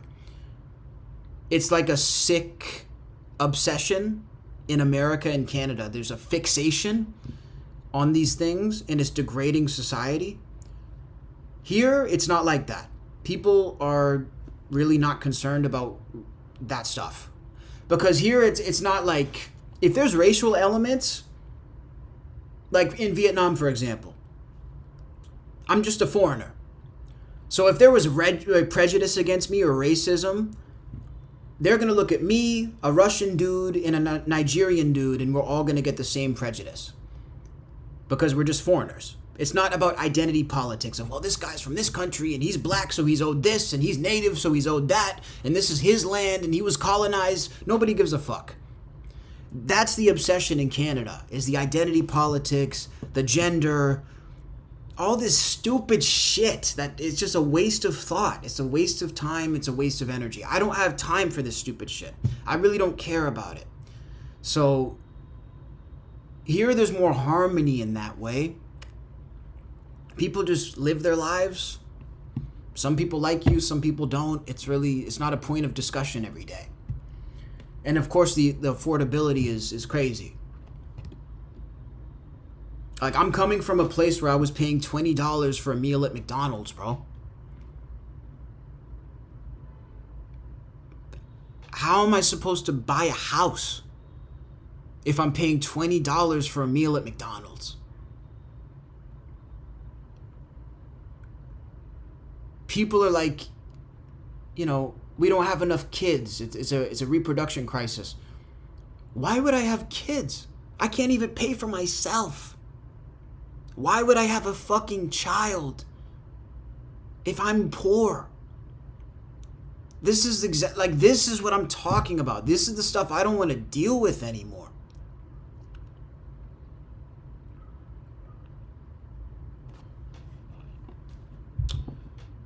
I wish people would shut up about race and gender, says Jess. If we stop talking about it, we could maybe talk about stuff that matters. Exactly. Thank you so much for saying that. I appreciate that. This is what I'm talking about. Like, I don't care about that stuff, dude.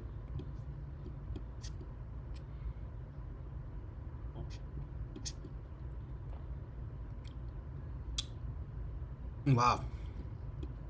Well, this stream certainly went in a different direction than I expected. I'm not gonna lie. This stream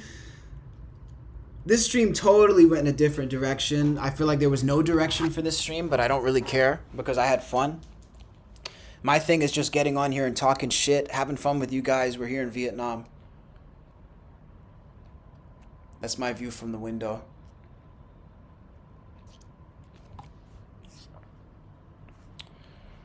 You're going to Egypt next year? Shout out to my boy Midwest in the chat. Going to Egypt. That's exciting. That's cool. I've never been to Egypt. I was going to go to India this weekend, but I decided to wait. I was going to go cover a music festival. But I've heard Egypt can be like challenging too, yeah? That's what I've heard.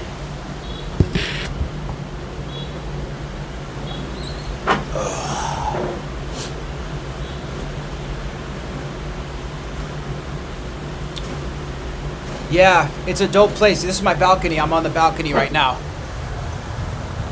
So this is... I would stream out here full time, but it's just, it's too loud. But yeah, at 5 o'clock when the traffic starts, it gets crazy out here.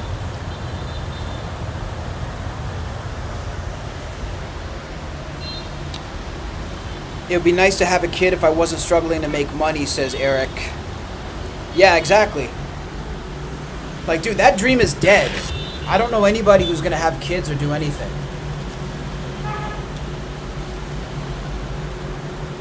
How is Vietnam compared to America and Canada? In what way?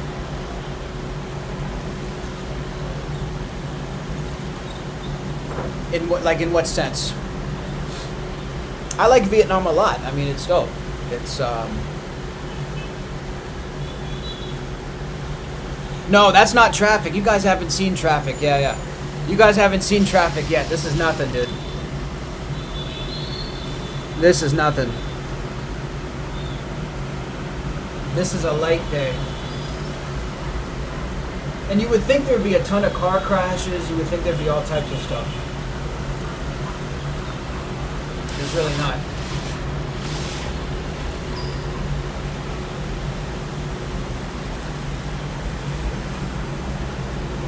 See, look at that. He was talking to a guy in Canada the other day. He said he was diagnosed with colon cancer. He was told they caught it early, but his appointment to see a specialist in Canada was 21 months out. This is what I'm talking about. This is exactly what I'm talking about.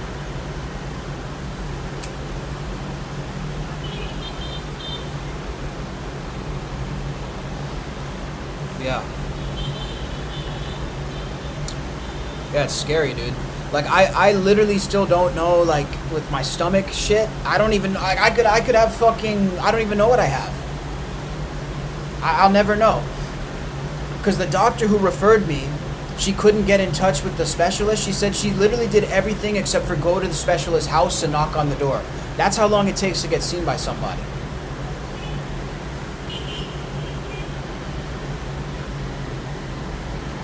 Said my cousin and his wife moved to my city to buy a house. They both have epic jobs that pay really well. Couldn't buy in the state they were raised in. Wow.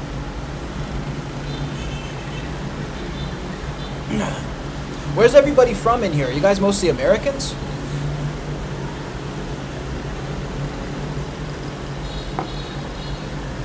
I was born in Alberta, Canada.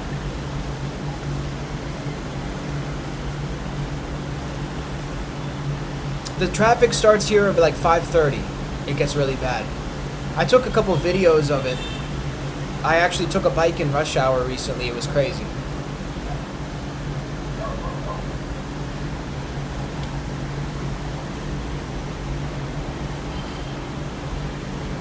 Horns like in India. Yeah, there's a lot of horns here.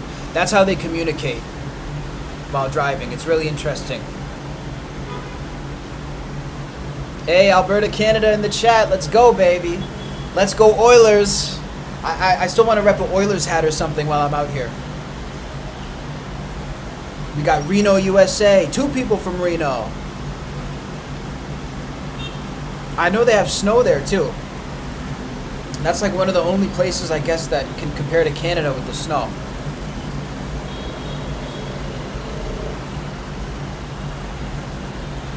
Thank you, William. So what I did, I actually started getting stuff done in Thailand. Yeah, I see the chat. Why don't you go to the doctor in Asia? That's what I do now. And the doctors are better here. I was scared to go to the doctor in Thailand because I wasn't sure. Dude, award-winning hospitals. I did a video, if you go to my channel, I did a YouTube short about the hospitals in Thailand. You can check that out. Houston, Texas. Let's go, baby. I love Texas. Wisconsin, what's up? My mom had colon cancer in America. I'm so sorry. That's horrible. That's horrible. Georgia in the building. Oh, shit. Utah in the building. Germany.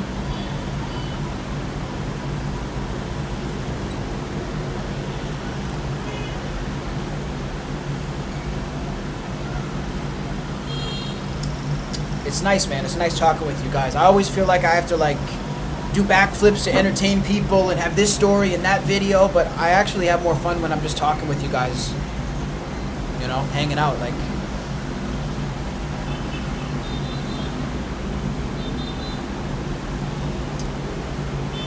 Oh shit, Bronx in the building. Yeah, that's why I was looking at this Mondami stuff, because if I could live in one city in America, it would be New York. I think New York is the greatest city in America, but I feel like it's getting destroyed. Even when I was there, the shit with the migrant hotels, and I was there in like last summer, and it's just like, I don't know why they're degrading. Well, I do know why. It's because big companies are making money. That's the thing, like, all these hotels, all these people, like, basically, the people who are degrading the country and the city, they're making money off it. And then when I talk to my New York friends too, it's like, if they flood the city with crime and make more money off of it, they don't actually have to deal with the crime, because they're still being chauffeured from their 5-star hotel to the airport, from here to there. They don't have to ride the subway. They don't have to walk the streets with us fucking poor people. So if they make a bunch of money off flooding the streets with crime, it literally doesn't matter to them. They don't have to deal with the crime. I wish I was smoking a doob. I'm smoking a cigarette because there's no weed here. So I've been smoking cigarettes like an idiot. That's why I'm going to Thailand tomorrow. I don't smoke weed in Vietnam because I enjoy not being in prison. They don't fuck around here, dude.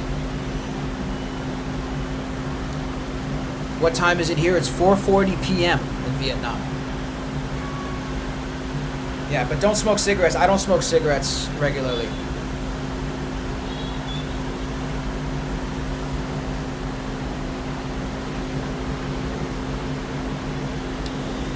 Yeah, there's medical options around the world for sure.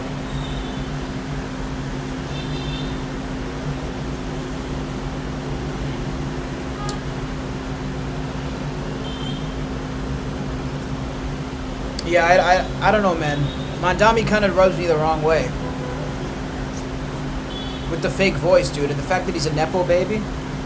I'm a democratic socialist. I actually created a playlist for Mira, who also happens to be my mother. You know, nepotism and hard work goes a long way. We need our internet because we have all of our kids staying at home doing remote learning, and if you don't have internet, you can't be taught, you can't learn. I was supposed to assist the music supervisor, but I ended up picking all the songs for the film. City Hall is engulfed in corruption. A mayor could change this, and that's why I'm running. Apparently, you are a rapper too. I happen to be a rapper. I am a rapper proper. Oh my god, dude. I don't know what's up with America with having such bad politicians. I feel like you guys just need better options. That's kind of what I think, because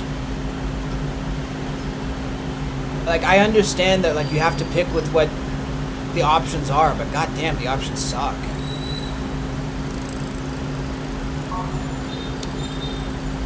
Like, you guys got Gavin Newsom. You guys have some shitty politicians, dude. I'm not gonna lie. Really shitty. So we do in Canada too, though. It's like, we have to pick the best of a bad option.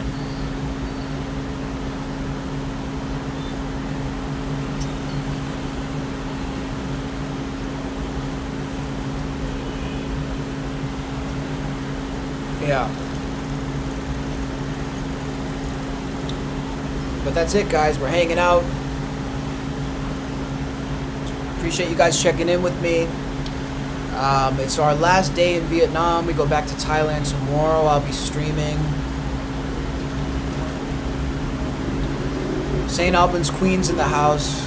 Lived on Staten Island. Worked on Wall Street. Let's go.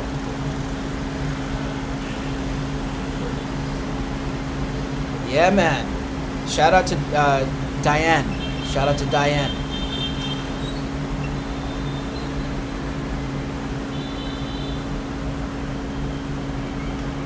I like it. I like it a lot.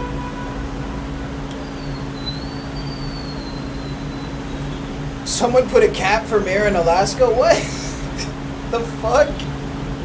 The most peaceful the town ever was, bro. Cat mayor? Is that true?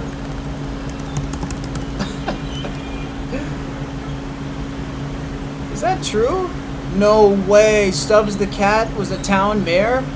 What the fuck? No way. America can't be a real place, bro. There's no fucking way.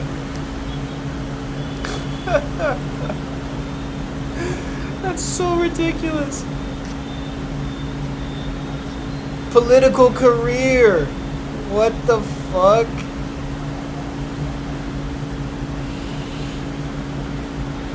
That's ridiculous.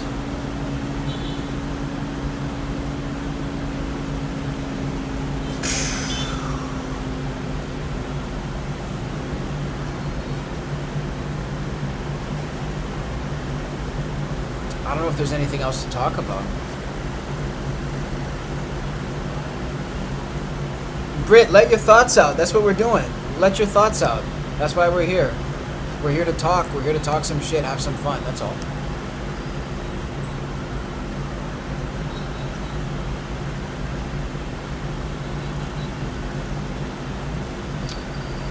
So yeah, guys, I guess that's pretty much it.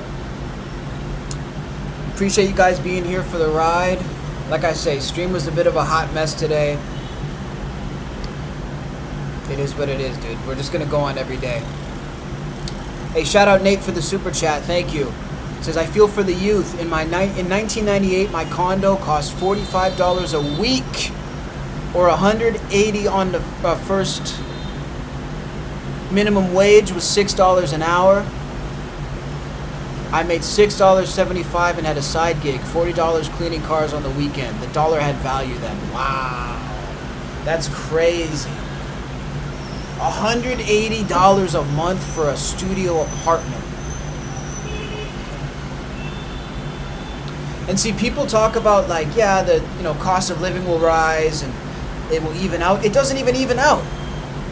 If we did the conversion now, you're still paying 15 times the price. It's not a linear rise.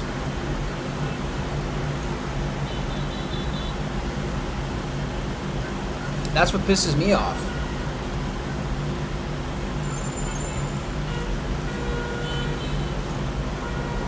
Like I say, I don't know anybody who has their own place. And that was behind my harebrained scheme to come to Asia. And I even got pissed in the beginning too, because I'm like, bro, you know the world is fucked up when you have to move to the other side of the planet to survive, dude. That's when you know things are bad. I shouldn't even have to be in Asia. I shouldn't even have to live here, dude, to survive. That's crazy. I love it. I enjoy it. It's nice. But what really drove me here was survival.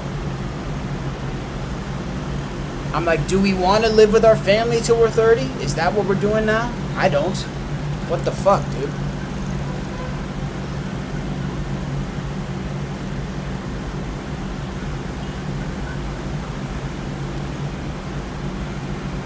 So yeah, guys.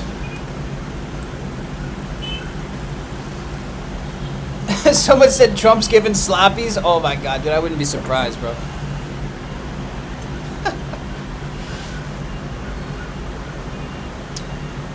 Do I have a job out there, or is this my job? This is my job, so I do my content full time, and I also am a podcast consultant. So I build podcasts for people. I run their YouTube channels. I help them do their things. And so yeah, I do my content and I do other people's content. I've also worked for media companies here and there. So yeah, that's what I do for a living. But I'm full-time in media, full-time in content. Thank you, Diane. I appreciate that.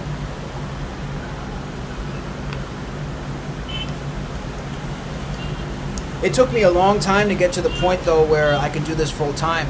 Like I told you, 2 years ago I was working in restaurants. I've worked in restaurants. I've worked in, Target. I've worked at comedy clubs. I've worked at liquor stores. I've had to do a lot of different jobs to try to get myself to this point. And finally, I've been doing content for 17 years. And I mean, the last 5 years I finally started being able to make a living off it. Nate said I was 18 in 1998 and I had my own studio and could afford to go out and eat whenever I felt like it and party several times a week after work. Wow. See, there you go. It was better times. Owen says, have you checked out the Philippines? No, actually. I'm a little nervous about the Philippines because I always see videos of dudes, like streamers, getting robbed out there and shit. Like when they're out doing content. I've heard I don't know. Maybe you guys can tell me. Is the Philippines, like, safe? I don't know. Manila kind of makes me nervous. Like, I want to go there, but I don't like... For me, it has to be safe. That's another reason why I kind of don't want to deal with Canada or USA, because I don't want to deal with getting robbed or drugs and stupid shit like that. Even in my hometown, like, I was asking someone, why don't you ever go downtown? They were like, oh, it's all drug addicts down there. So I'm like, oh, so you just give it away? You just give the downtown to the homeless? You just let them have it, and then you just stop going downtown? How is that even acceptable for quality of life? How can you even live like that? I don't understand.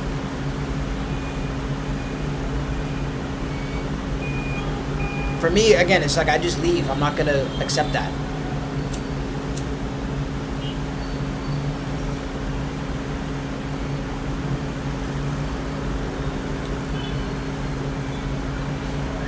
Yeah, real estate.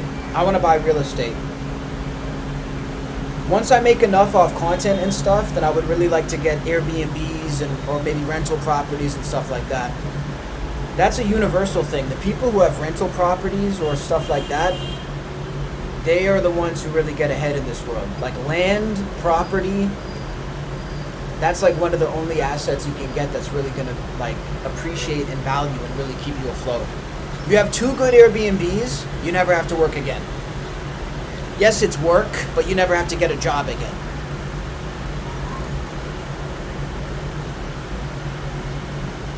In America, we give certain parts to the police. Yeah. But you guys give certain parts to the criminals, too. Like, isn't Southside Chicago, like, you just don't go there, right? That's what I've heard. I've heard when you're on the highway, I've heard there's certain turnoffs in Chicago you just don't take. That's what I've heard.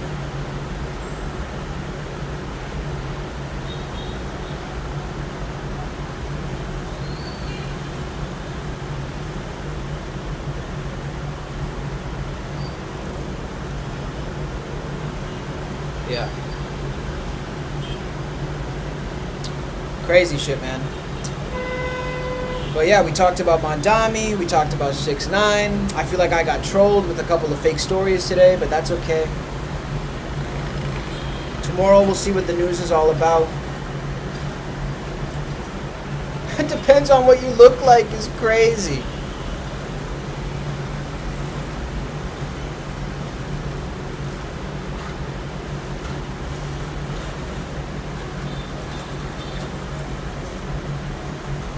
Yeah, the hood is the hood everywhere, that's true. There's always going to be the hood. And there's always going to be problems. That's why I never try to send the idea that like, oh, I moved to Asia so life is perfect now. That's bullshit. There's lots of issues here.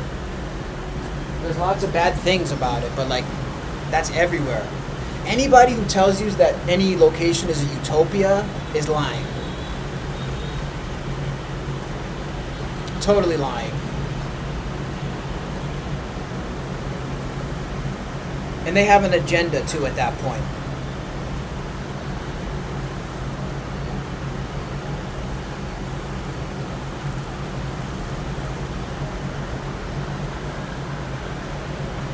Everybody has an agenda.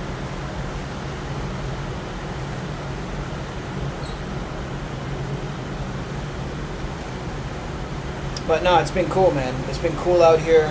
I've been thoroughly enjoying it. The food is great. The weather's great. I can't deal with the snow.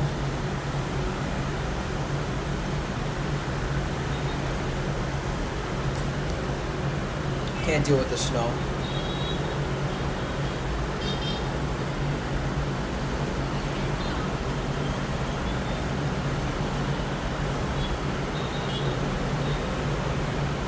What is this? Piers Morgan exposes Patrick Bet-David? Hang on, I want to watch this real quick before we end. I'll go inside so we can hear it properly. Piers Morgan exposes somebody? They say a very rare Piers Morgan W, bro.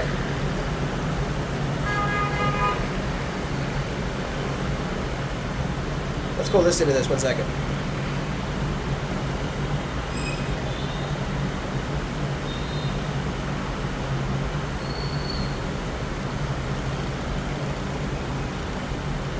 Look at medium-sized cities in the Midwest USA with mountains. Yeah. Dude, I would live in Wyoming. I would live in, like, some different states. I don't know if that's in the Midwest per se. But yeah, there's states that I would like to go to in America. I think America's great. Let's watch it. I need to stop smoking anyway, so let's go inside and watch it. I'm going to throw this pack away before I leave. Vietnam just needs to legalize weed, and then it's going to be like the dopest destination, but they got your boy out here stressed and smoking cigarettes. Blame it on the country when you smoke cigarettes. Don't blame yourself. No responsibility. All right, let's watch this clip right quick. There's nothing in Wyoming. I'm just a Kanye fan, so he got me to like Wyoming off his album. With this shit,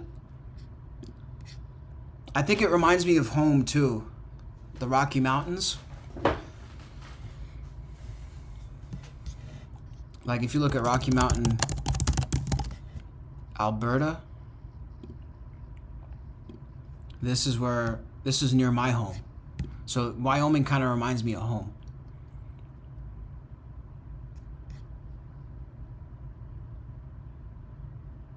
I wish I was smoking weed. Okay, let's watch this clip. Nate says, my friends that are from here tell me the Philippines and Thailand is dangerous for tourists. They want me to visit their countries, but tell me don't go without them or knowing a local. Thailand's not dangerous. Thailand's fine. I mean, I've never felt safer than I felt in Thailand. I lived out there. I mean, I've lived out there on and off for the past 7 months by myself. As a tourist, I've never had a single issue. You just have to be smart. If you make yourself a mark, then yeah, you're going to get taken advantage of. But I would argue that's anywhere. If you walk around like a typical tourist, yeah, I mean, you're going to get dealt with. But if you're smart, you're smart. You'll be fine. Philippines, though, I'm not sure. Okay, let's listen to this clip. Patrick Bet-David confronted by Piers Morgan. Would you be okay with a Muslim prime minister of UK? Yeah. You'd be okay? That wouldn't do anything? Absolutely. You know, do I think we have a particular problem in the UK with radicalized Muslims?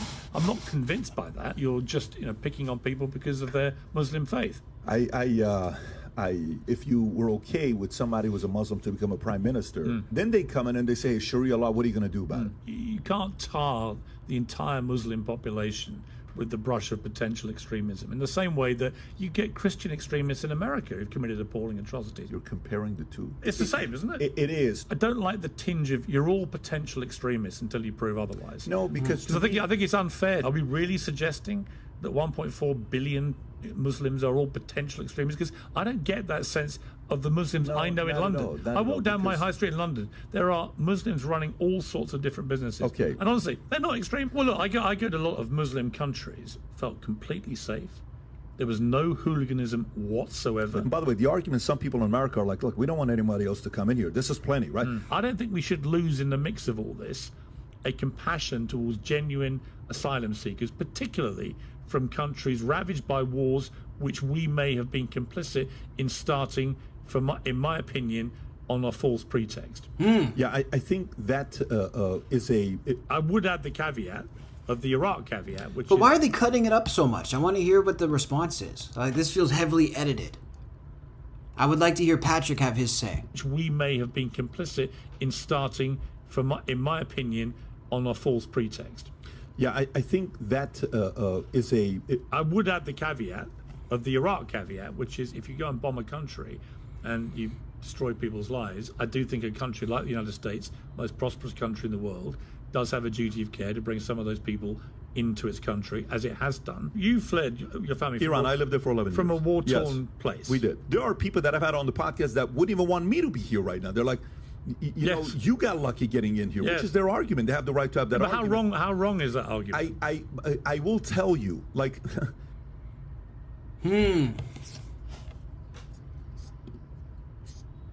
Interesting.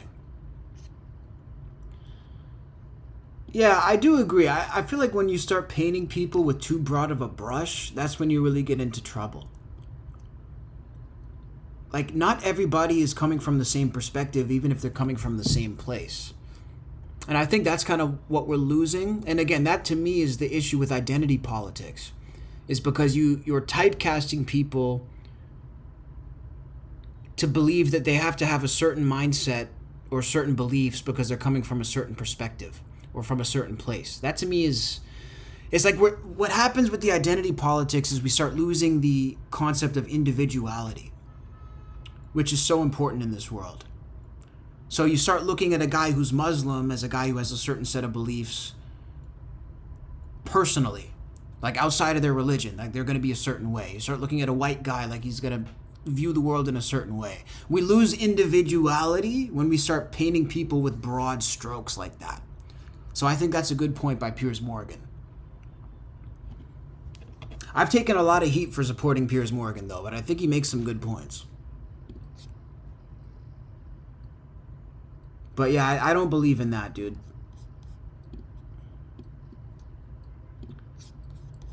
What's this one? It says, Rolling Loud's owner, so the hip-hop festival, owner of the Rolling Loud, told Aiden Ross that he's offered Drake $5 to $10 million to headline the festival, and Drake turns it down every time? 5 to 10 mil? He's welcome.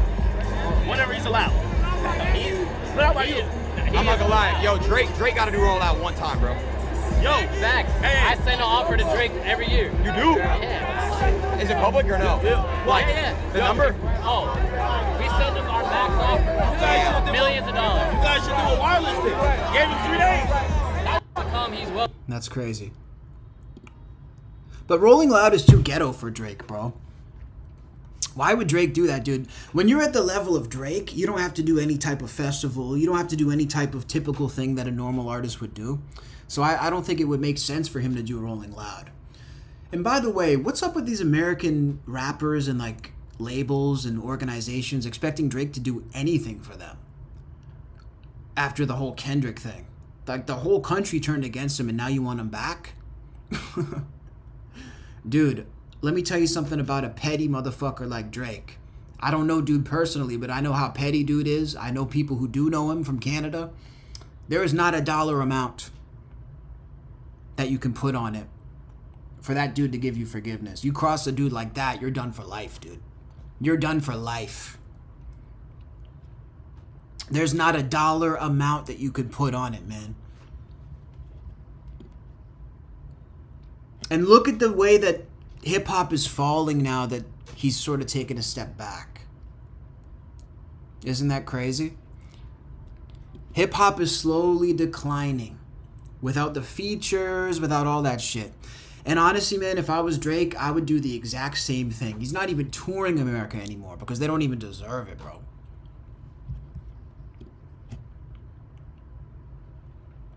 That's the thing. There's no chance I would be messing with that either. You guys don't know who Drake is, dude? In the chat, you guys don't know Drake? Biggest rapper on the planet? You don't never heard of him? Yeah, hip-hop has been declining, dude. And that's why I'm actually glad that Drake is letting it die, because I've actually made the case that I don't think we really deserve great artists anymore, especially in hip-hop, because people don't appreciate it. Whenever there's an artist who's great nowadays, or anybody like a creative or an innovator in this world, it seems like nowadays all people want to do is throw stones at them and criticize them. Like, we have these great creative minds. We have people who have incredible output, and they're making art, and they're, you know, building things and innovating. And it seems like it doesn't matter what they do. If you're at a certain level of greatness, people just want to shit on you now. So I kind of feel like if that's what's happening, then you as a creator should pull back. Especially as somebody who's done so much for the space to elevate it. I wouldn't do it. I would pull back. I'd let that shit die.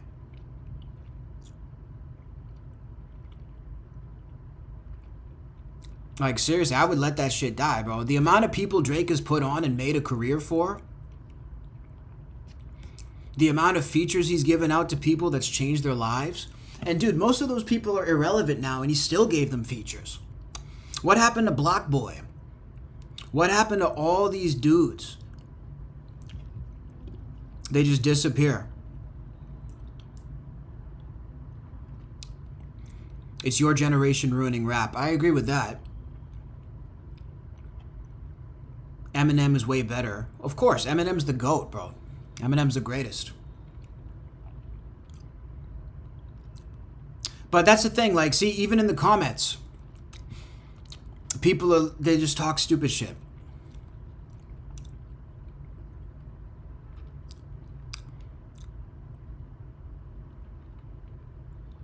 Rest in peace to Triple X. Fuck yes. Rest in peace to Triple X, 100%.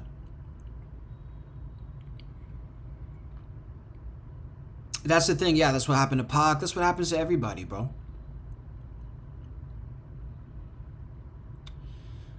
Someone said, I'm American. Explain to me how hip-hop is dying. Not many artists are making that money, dude. Yeah, okay, like NBA YoungBoy's making money. There's a couple people, but that's not even mainstream. Hip-hop is completely dying, dude. Like, people are tired of it, too. I think it's also a sign of the times, because hip-hop it doesn't reflect what people want to hear about anymore. I think that rappers who actually have something to say can prosper in today's era, who are actually talking about something, but the rappers who just want to flex on people, talk about how much money they have, how much jewelry they have, how many cars they have, totally tone deaf in today's world, because we're in a world where people can't even afford groceries. I think that's a big part of it. Why would I want to sit and listen to Lil Baby talk about buying a Lamborghini when I can't buy a fucking meal at McDonald's? Why would I want to hear Gucci Mane talk about flexing a brand new watch? This watch cost me $4, by the way. Looks pretty dope, though. I bought it on the street in Thailand. That's what being smart is. But why would I want to hear Lil Baby talk about buying a new Paddock when I'm eating almonds from fucking lunch? Like, it's tone deaf. I don't want to hear about that shit. I don't care. I legitimately don't give a fuck. That's why rap is dying.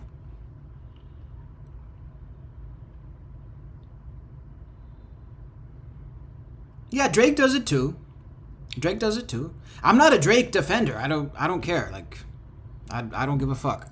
I'm just saying, he's done a lot for the space and it's not appreciated. That goes for a lot of other people too.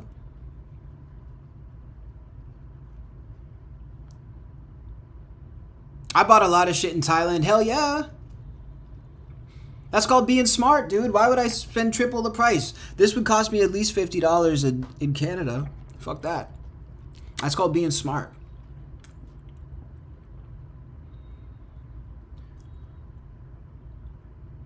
But yeah.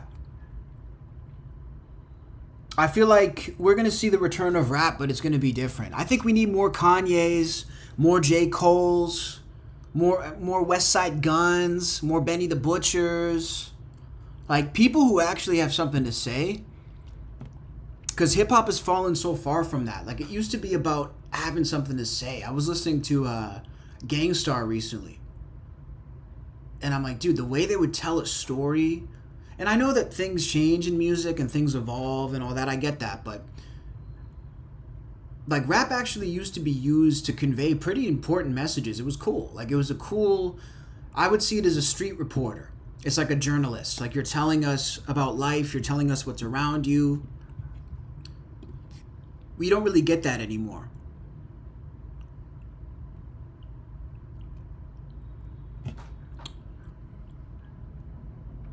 Everybody's saying Tom McDonald.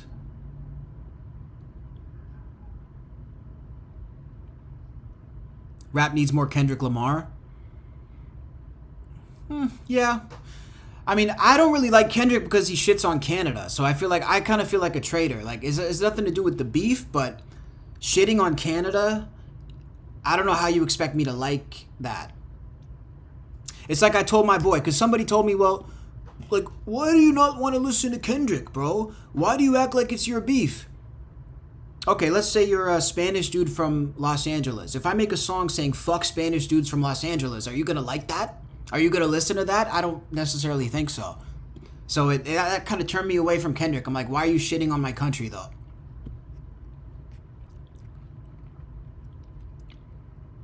Kanye before his mother died. Ye still talks some good shit, though. Like, Ye is still talking about some shit. I always like his stuff. I fuck with Ye. Biz Marquis, Eric B, Rakim. Oh, yeah. We got the real ones in here.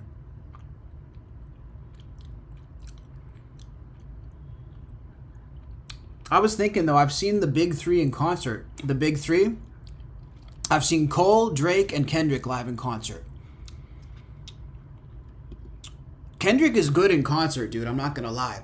When I saw his show, like, the one thing that really struck me, bro, people talk about aura, and I really hate when people talk about that, because it's kind of a corny, overused phrase now. But, dude, when you see Kendrick in concert, that little dude has aura, bro. I'm not gonna lie. That motherfucker's 5'6". Fucking spitting shit. That dude is 5'6". He stands up there, he looks like he's fucking 6'5" with the aura, bro. I'm not gonna lie. That shit was impressive.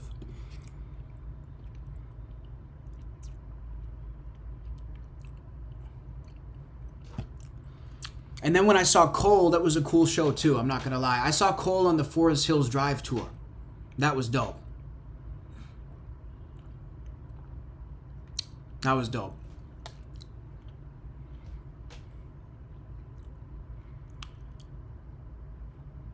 Have you ever listened to X-Clan or Public Enemy? I listen to Public Enemy. My dad shows me that stuff, so my dad's a big hip-hop fan. I miss my pops, dude. Shout out to my dad if he's watching this, because I miss him a lot. He's over in Canada. But we would have our hip-hop nights, so, like, he likes a lot of the new shit, but he also likes the old shit. He introduced me to everything. So, like, we'll have nights where we would watch music videos.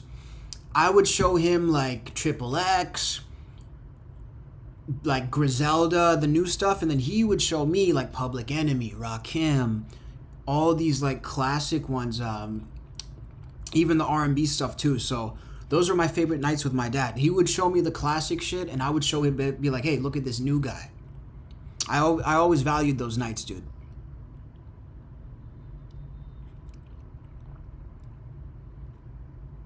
That's right, Bromaste. We sponsored by Bromaste, like I said in the beginning. Bromaste.com if you guys want the shirts.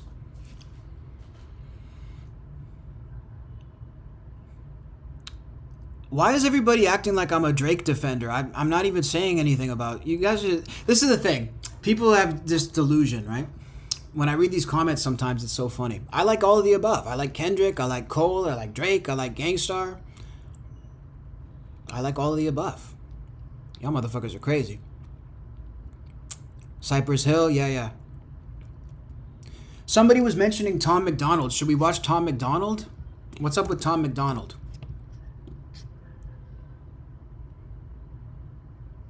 How can you say Eminem is the GOAT? Easily. What do you mean? I have ears. He's the fucking greatest rapper of all time. In my opinion. What do you even mean, dude? He's the greatest rapper to ever touch a microphone. Like what? Did you write Stan, bro? Did anybody else write Stan? That motherfucker's goated. And I've always gone back and forth. For me, it's between two guys. It's either Wayne or Eminem for the greatest. That's who I would say. And we did a whole debate on my channel. We did like a 2.5 hour versus. It always comes down to Eminem. Here's what I'll say about the greatest rappers. Eminem, to me, this is just my opinion. I'm not trying to get people to agree with me. Eminem, to me, is the greatest rapper of all time in terms of skill and lyricism. And then I would say Lil Wayne is the most influential rapper of all time. So that's the 1 and 2 for me. M is 1, Wayne is 2. That's the on my Mount Rushmore. Because Eminem is the greatest, but he's not as influential. Yes, he influenced a lot of people, the Kendricks, the Coles, whatever. But dude, when you talk about influence, Lil Wayne spawned some of the most successful rappers of all time. When you can literally listen to early Nicki Minaj and early Drake and hear that it's basically Wayne's fucking kids, dude, like literally like a little science project of Lil Wayne, and the influence he had on people's style, the influence he had on all that shit, Wayne has to be the most influential rapper of all time. You don't see that level of influence from Eminem.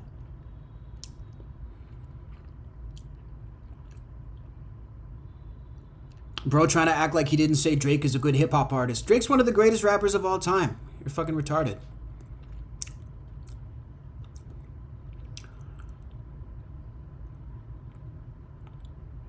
He's the GOAT, but he's not the best. Pac, Big L. Big L's in my Mount Rushmore. Absolutely.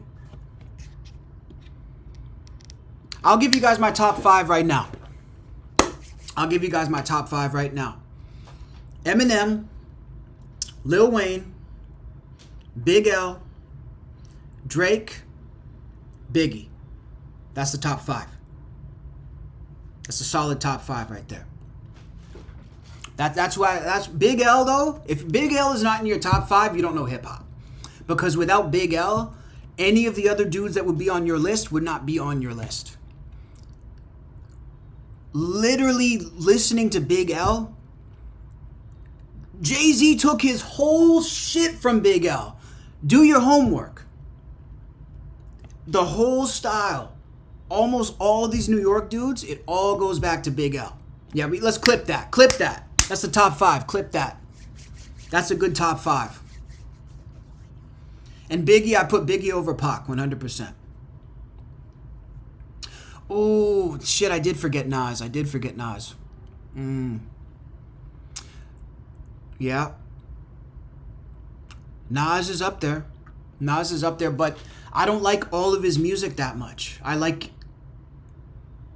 Again, this skill-wise, yes.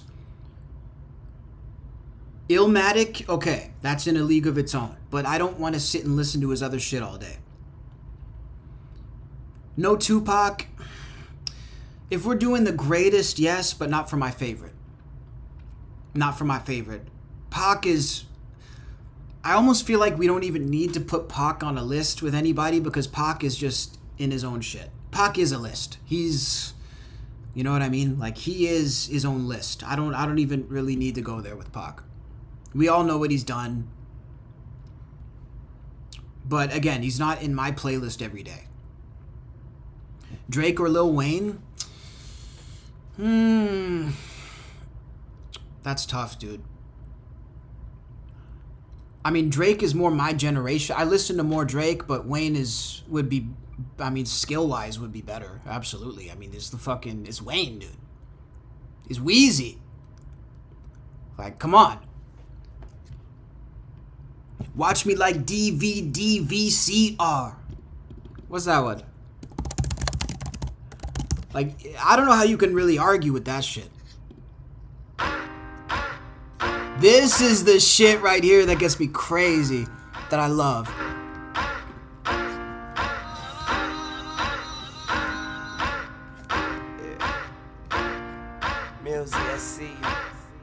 Like, this is when he was bodying everybody on their own instrumentals. Like, nobody had a run like this. Nobody. Listen, A-R-T-E. All right now, nigga, we are so ready for the war. C-A-R-T-E-R. Put the B in E-R. I'm colder than B-R. Add another 3 R's. Watch me like DVD VCR. Pump to your chest, I ain't talking CPR. Riding this track like a motherfucking streetcar. New Orleans coroner, his name is Frank Minyard. Fuck with me wrong, you be waking up in his yard. Man, I go crazy on the beat, I go Nimrod. Man, I act a ass, treat the beat like a hemorrhoid. Man, I go to work on the beat, call it employed. Man, I kicks it, bitch, get your shit going. Young money run this, towns, countries. I still eat rappers, scrumptious. My goons toe thumpers, they pump them like crumpers. Anybody beat, I'm gon' go Archie Bunkers. Are you kidding me right now? Goated. Goated, bro. That's why if somebody was to say he's the best rapper, I'm like, I can see that perspective. Like, I can understand that perspective for sure.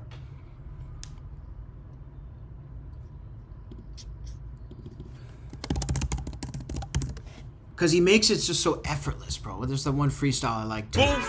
From the This is my favorite, dude. See, this is, like I say, on my freestyle nights, like with my dad when we watch music videos and shit, this is the shit that we'd watch. Hello world. I talked to him. Let me get him. Okay. See, live from the gotcha. Live from the 504, it's Mr. Crazy Flow, jumping like a bungee, no rope. Even in the dungeon, I glow. Even if it ain't sunny, I glow. If it ain't about money, I go nowhere. I'm nailed to the flow. I am a sail to the water. Money's the sail to my boat. And it's going down like there's a whale in the boat. And you can smell what I smoke. And yep, I sip that lean. You hit me with that combination and make my eyes bleed. Bro, look how high he is. How are you rapping this good when your eyes are closed? How is that even a thing? Someone said Michael or Elvis. Michael's the greatest. Yeah, Michael's the greatest artist, period, dude. Don't even go there with me. I sip that lean, you hit me with that combination and make my eyes bleed. I'm a shark in the water, yeah, I swim with the big, so I don't have time to deal with Willie the squid. Lily pad, homies, look at the monster, man. You don't wanna crash like La La La Bamba, yeah, it's me, Rona and Terror, and my new drop is berry, watermelon plum, just call it fruit punch. I'm an old rapper, getting new bucks, and all your new rappers, you are just new lunch. Flow sick, so sick, need a doc, yes. A creature, monster like the Loch Ness. I gets hotter by the tick, for I sizzle to death. I just tell the clock, give me a sec. I'm in the middle of the wall where my enemy, yeah. I'm running it like Eric be enemy back. I hear the track, I'm like an energy pack. The instruments are crying out, where the sympathy at? Okay, I'm finna be that. Whatever rich look like, well, look, I'm finna be that. They say money so smooth, dude. But I look it's just so perfect. It's cash money, young money. Have a sweater with that and just chill. Baby. Yeah, I like that. It's so good, man. Carter 2's got to be one of my favorite records. Hobson or Eminem? Eminem, dude, come on.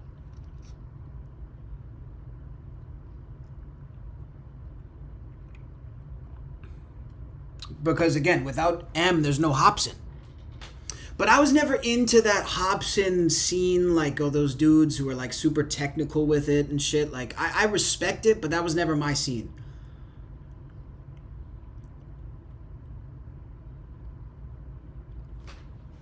I like some of the technical rappers, but like when it's too technical, it's just gross to me.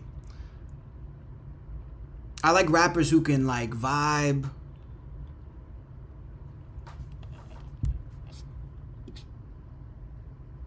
Yeah.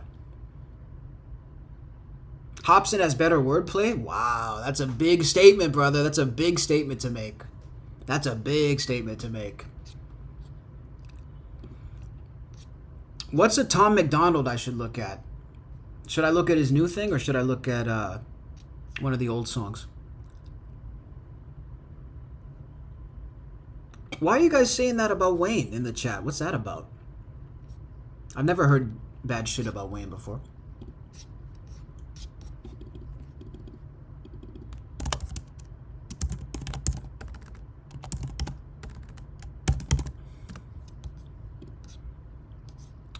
Illmind 3 by Hobson. Okay, I'll look at that. They'll probably take this stream down, dude.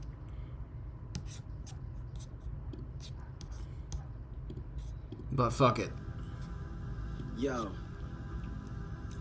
let's take a trip through my mind and see what we find. Stress relief. Check it. Oh, you're talking about Michael Jackson. Come on, dude. That was bullshit. Michael was found innocent. Do your homework, bro. Do your homework. Michael was investigated a fucking 1,000 times and they found nothing. You gotta do your homework on that one. It's called extortion. They tell me that my vibe is too dark, my eyes are too harsh. That's all I had to hear when I rhyme a few bars. I kinda live a rapper's life, shit. Mine is 2 cars and free girls to fuck us where I'm from. The highness do charge. My label hyped me up and told me I had about 12 hits. They lied, cause when my fucking album dropped, I didn't sell shit. Well, bitch, you tried to fuck my life up, you nailed it. Cause you didn't promote my record, and I don't know who the hell did. You should've hired Tanner Gwynn. Yup, Hop is mad again. Just enough to leave your little skull frame hammered in. See, this is what happens when I take that little magic pen and get to scribbling psychotic lines. What's the damaging? I hate to tell you, but you are crazy. You were born as a retard, baby. And when I come around, you start shaking. Cause you're a bitch who dates hard ladies with big beards who say R, matey. Yo, Pillowman's the alias, Hobson has been the signature. I'm far from similar to you niggas who flow is miniature. You'll be diminished for crossing limits on my perimeter. I'm not a gimmick, I'm a committed, diminished sinister. It's funk volume. Now what? If you thinking that rap's officially dead, you haven't found us. We built the movement from the ground up. Your sound sucks. In 09 we let you slide, but you're now fucked. It's just reality. You poses have been whack. I hold it down like my boner in gym class. Fuck Wayne, man, I'm doper than his ass. Him, Nicki, and Drake could get thrown over a cliff fast. You got cash? Big whoop-de fucking do. If I had a knife right now, it would be stuck in you. This is very Eminem. This feels like one of those old Eminem freestyles that I would look at. It's good, but again, I can't listen to this shit all day.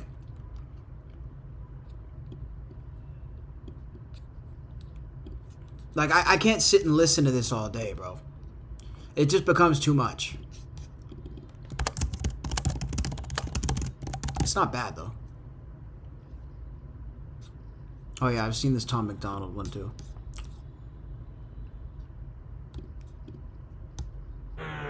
But they're going to take me down if I start playing this, guys. They're going to take my shit down. I want to stay monetized.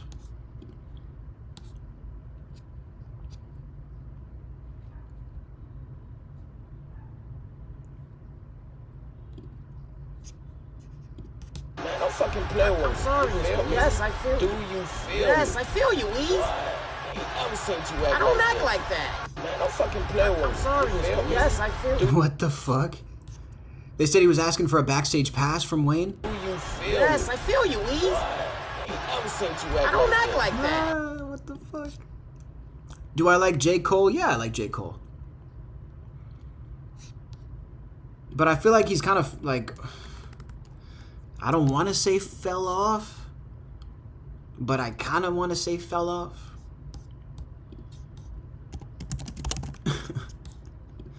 LL Cool J. Let me look at that. I can't play too much Tom McDonald, guys, because I don't want him to give me a copyright strike. I know I asked which song I should play, but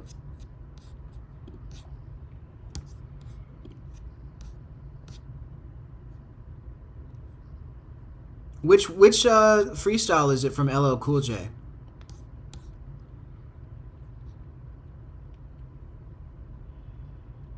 Jack Harlow fell off. Dude, he was never on, was he? I don't like Jack Harlow at all. I never liked that guy.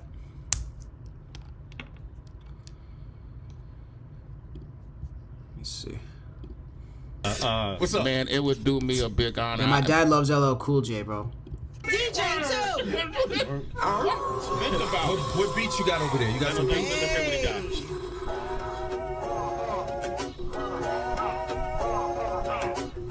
Slow it down a little bit. There was smoke when the mother's water broke. The doc saw the horns, oh my God, it's a goat. The nurse cut the cord, got shocked with 1,000,000 volts. Almost dropped him on the floor, but the baby started to float. Umbilical cord turned into a gold rope. Mike appeared in his hand, his body started to jolt. Angels injected him with lyrical dope. Same drugs they gave Hemingway and Edgar Allan Poe. The whole world's raving for the baby, the bell tolls. A crowd gathered round, throwing punches and elbows. Then his mama arose and recited a poem. Taught a hip-hop god, fuck rock and roll. Alright, I'll check Tom out before we end it. Then the spirit came, wrote his name down in hieroglyphs.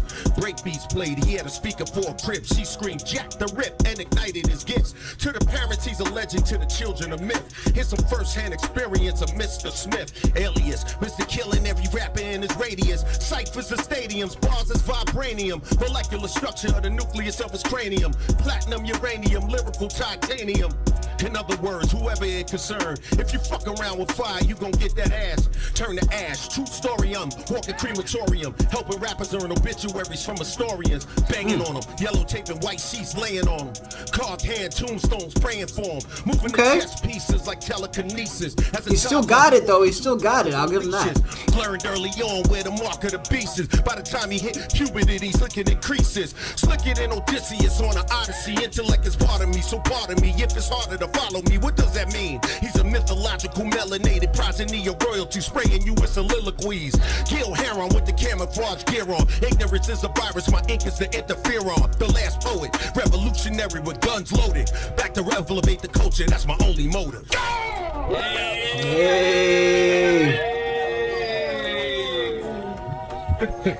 Bro, that was good. Why don't these rappers have LL Cool J as features? Like, they never bring him on a song. Because he's so removed from my generation, LL Cool J, that I never even think of him. That's why when my dad talks about him, I'm like, I don't know how to even react to that. Like, it's just so removed from anything I've known. Someone said Fake Woke by Tom McDonald. Yeah, Tom McDonald, don't give me a copy strike, bro, because I'm independent just like you. Come on, dude. Us independent people gotta hold each other up. I think it's crazy I'm the one who they labeled as controversial, and Cardi B is the role model for 12-year-old girls. There's rappers pushing Xanax at the top of the billboard, but if I mention race in a song, I'm scared I'll get killed for it. It's backwards, it's getting exponentially dumb. It's more difficult to get a job than purchase a gun. And whoa. I gotta this dude dropped more truth in the first 2 bars than most rappers drop in their whole shit. Hang on a second. I'm with him now, just off 2 bars. What did we just talk about earlier in the stream? The role models, bro. Fuck Cardi B. Fuck Cardi B. One who they labeled as controversial, and Cardi B is the role model for 12-year-old girls. There's rappers pushing Xanax at the top of the billboard, but if I mention race in a song, I'm scared I'll get killed for it. It's backwards, it's getting exponentially dumb. It's more difficult to get a job than purchase a gun. Eminem used to gay bash and murder his mom, and now he doesn't want fans if they voted for Trump. We're ashamed. Oh shit! No, hang on a second. That's why they hate this dude. Okay, see, I never really knew Tom McDonald's stuff. 30 seconds in, I'm like, that's why they hate this. Okay, it makes sense now. Be American, you should probably love it, cause you have the right to hate it and not get stoned to death in public. As children we were taught how to walk and talk, but the system wants adults to sit down and shut up. Cancel culture runs the world now, the planet went crazy. Label everything we say as homophobic or racist. If you're white, then you're privileged, guilty by association. All our childhood heroes got Me Too'd or they're rapists. They never freed the slaves, they realized that they don't need to change. They gave us tiny screens, we think we free cause we can't see the cage. They knew that race war would be the game they need to play. For people to big teams, they use the media to feed the flame. They so fake Facts don't care about feelings, they know. Facts don't care about your feelings. It's that Ben Shapiro.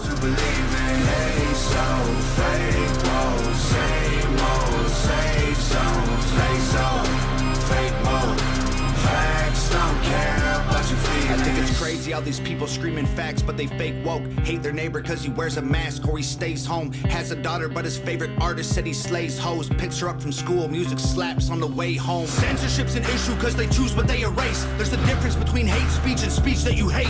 I think Black Lives Matter was the stupidest name when the system's screwing everyone exactly the same. I just want to spend Thanksgiving Day with food with my family without being accused of celebrating native casualties. We got so divided, it's black and white and political. Republicans are bigots, libtards if you're liberal. There's riots in our streets and it's just getting worse. Y'all screaming deep on the police, y'all are genius for sure. They're underfunded already, they're way too busy to work. Order food and call the cops, see what reaches you first. Segregation ended, that's a lie in itself. That was a strategy to make us think they were trying to help. They knew that racism That's crazy. They designed it to sell. We buy up every single box and divide us ourselves. They so fake woke.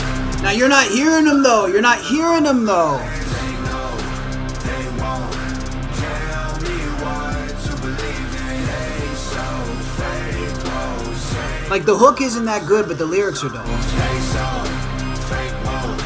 Facts don't care about your feelings. We use violence to get peace and wonder why it isn't working. That's like sleeping with a football team to try and be a virgin. Politicians are for sale and someone always makes the purchase. But you and I cannot afford it. Our democracy is worthless. If a man has mental illness, call him crazy. Say it silently. When country's going crazy, we accept it as society. Get sick and take a pill. When the side effects get you high, you get addicted like these rappers dying fighting with sobriety. Censoring the facts turns our children into idiots. They claim it's for our safety. I'll tell you what it really is. Removing information that empowers all the citizens. The truth doesn't damage points of view that are legitimate. They're trying to change amen to amen and women. How'd we let them make praying a microaggression? Instead of asking God for the strength to keep winning, we cheat to get ahead and then we ask him for forgiveness. Feminism used to be the most righteous of fights, but these days it feels like they secretly hate guys. I don't trust anyone who bleeds for a week and don't die. I'm just kidding. Everything else that I said is right. They so fake woke. Facts don't care about. That part was kind of wacky, I'm not gonna lie. They won't tell me what to believe in. They so fake woke. Same old safe zones. They so fake woke. Facts don't care about your feelings. Interesting. Yeah, I like what he's talking about. Like, here's my thing. I feel like the whole cancel culture rap concept is kind of like played out, but this was 4 years ago that this came out. So it's kind of cool. Like, I actually kind of fuck with that. I think I need to get Tom McDonald to do an interview with me. I think that would be pretty cool. Like, I've had some major artists on this channel, so I feel like that's what we need to do. We'll go check it out. But anyway, guys, that's going to wrap it up for tonight. I appreciate you coming to hang out with me. If you like these streams, man, make sure to sub up, subscribe. I'll be back on tomorrow from, I think from Thailand we'll do it, or maybe I'll do it at the airport here in Vietnam. We'll do it somewhere. But yeah, I appreciate you guys checking in. Make sure to subscribe, like, all that good shit. Make sure to go to bromaste.com if you want to get dripped out with some space age clothing, space age vibes, and get a dope t-shirt. They ship worldwide. The material is incredible. The prints are incredible. And yeah, Jess, I'll send him a message. I'll hit up Tom McDonald's people. Not him. I'll hit his people up and see if we can do an interview. It's been fun, man. Appreciate you guys checking in.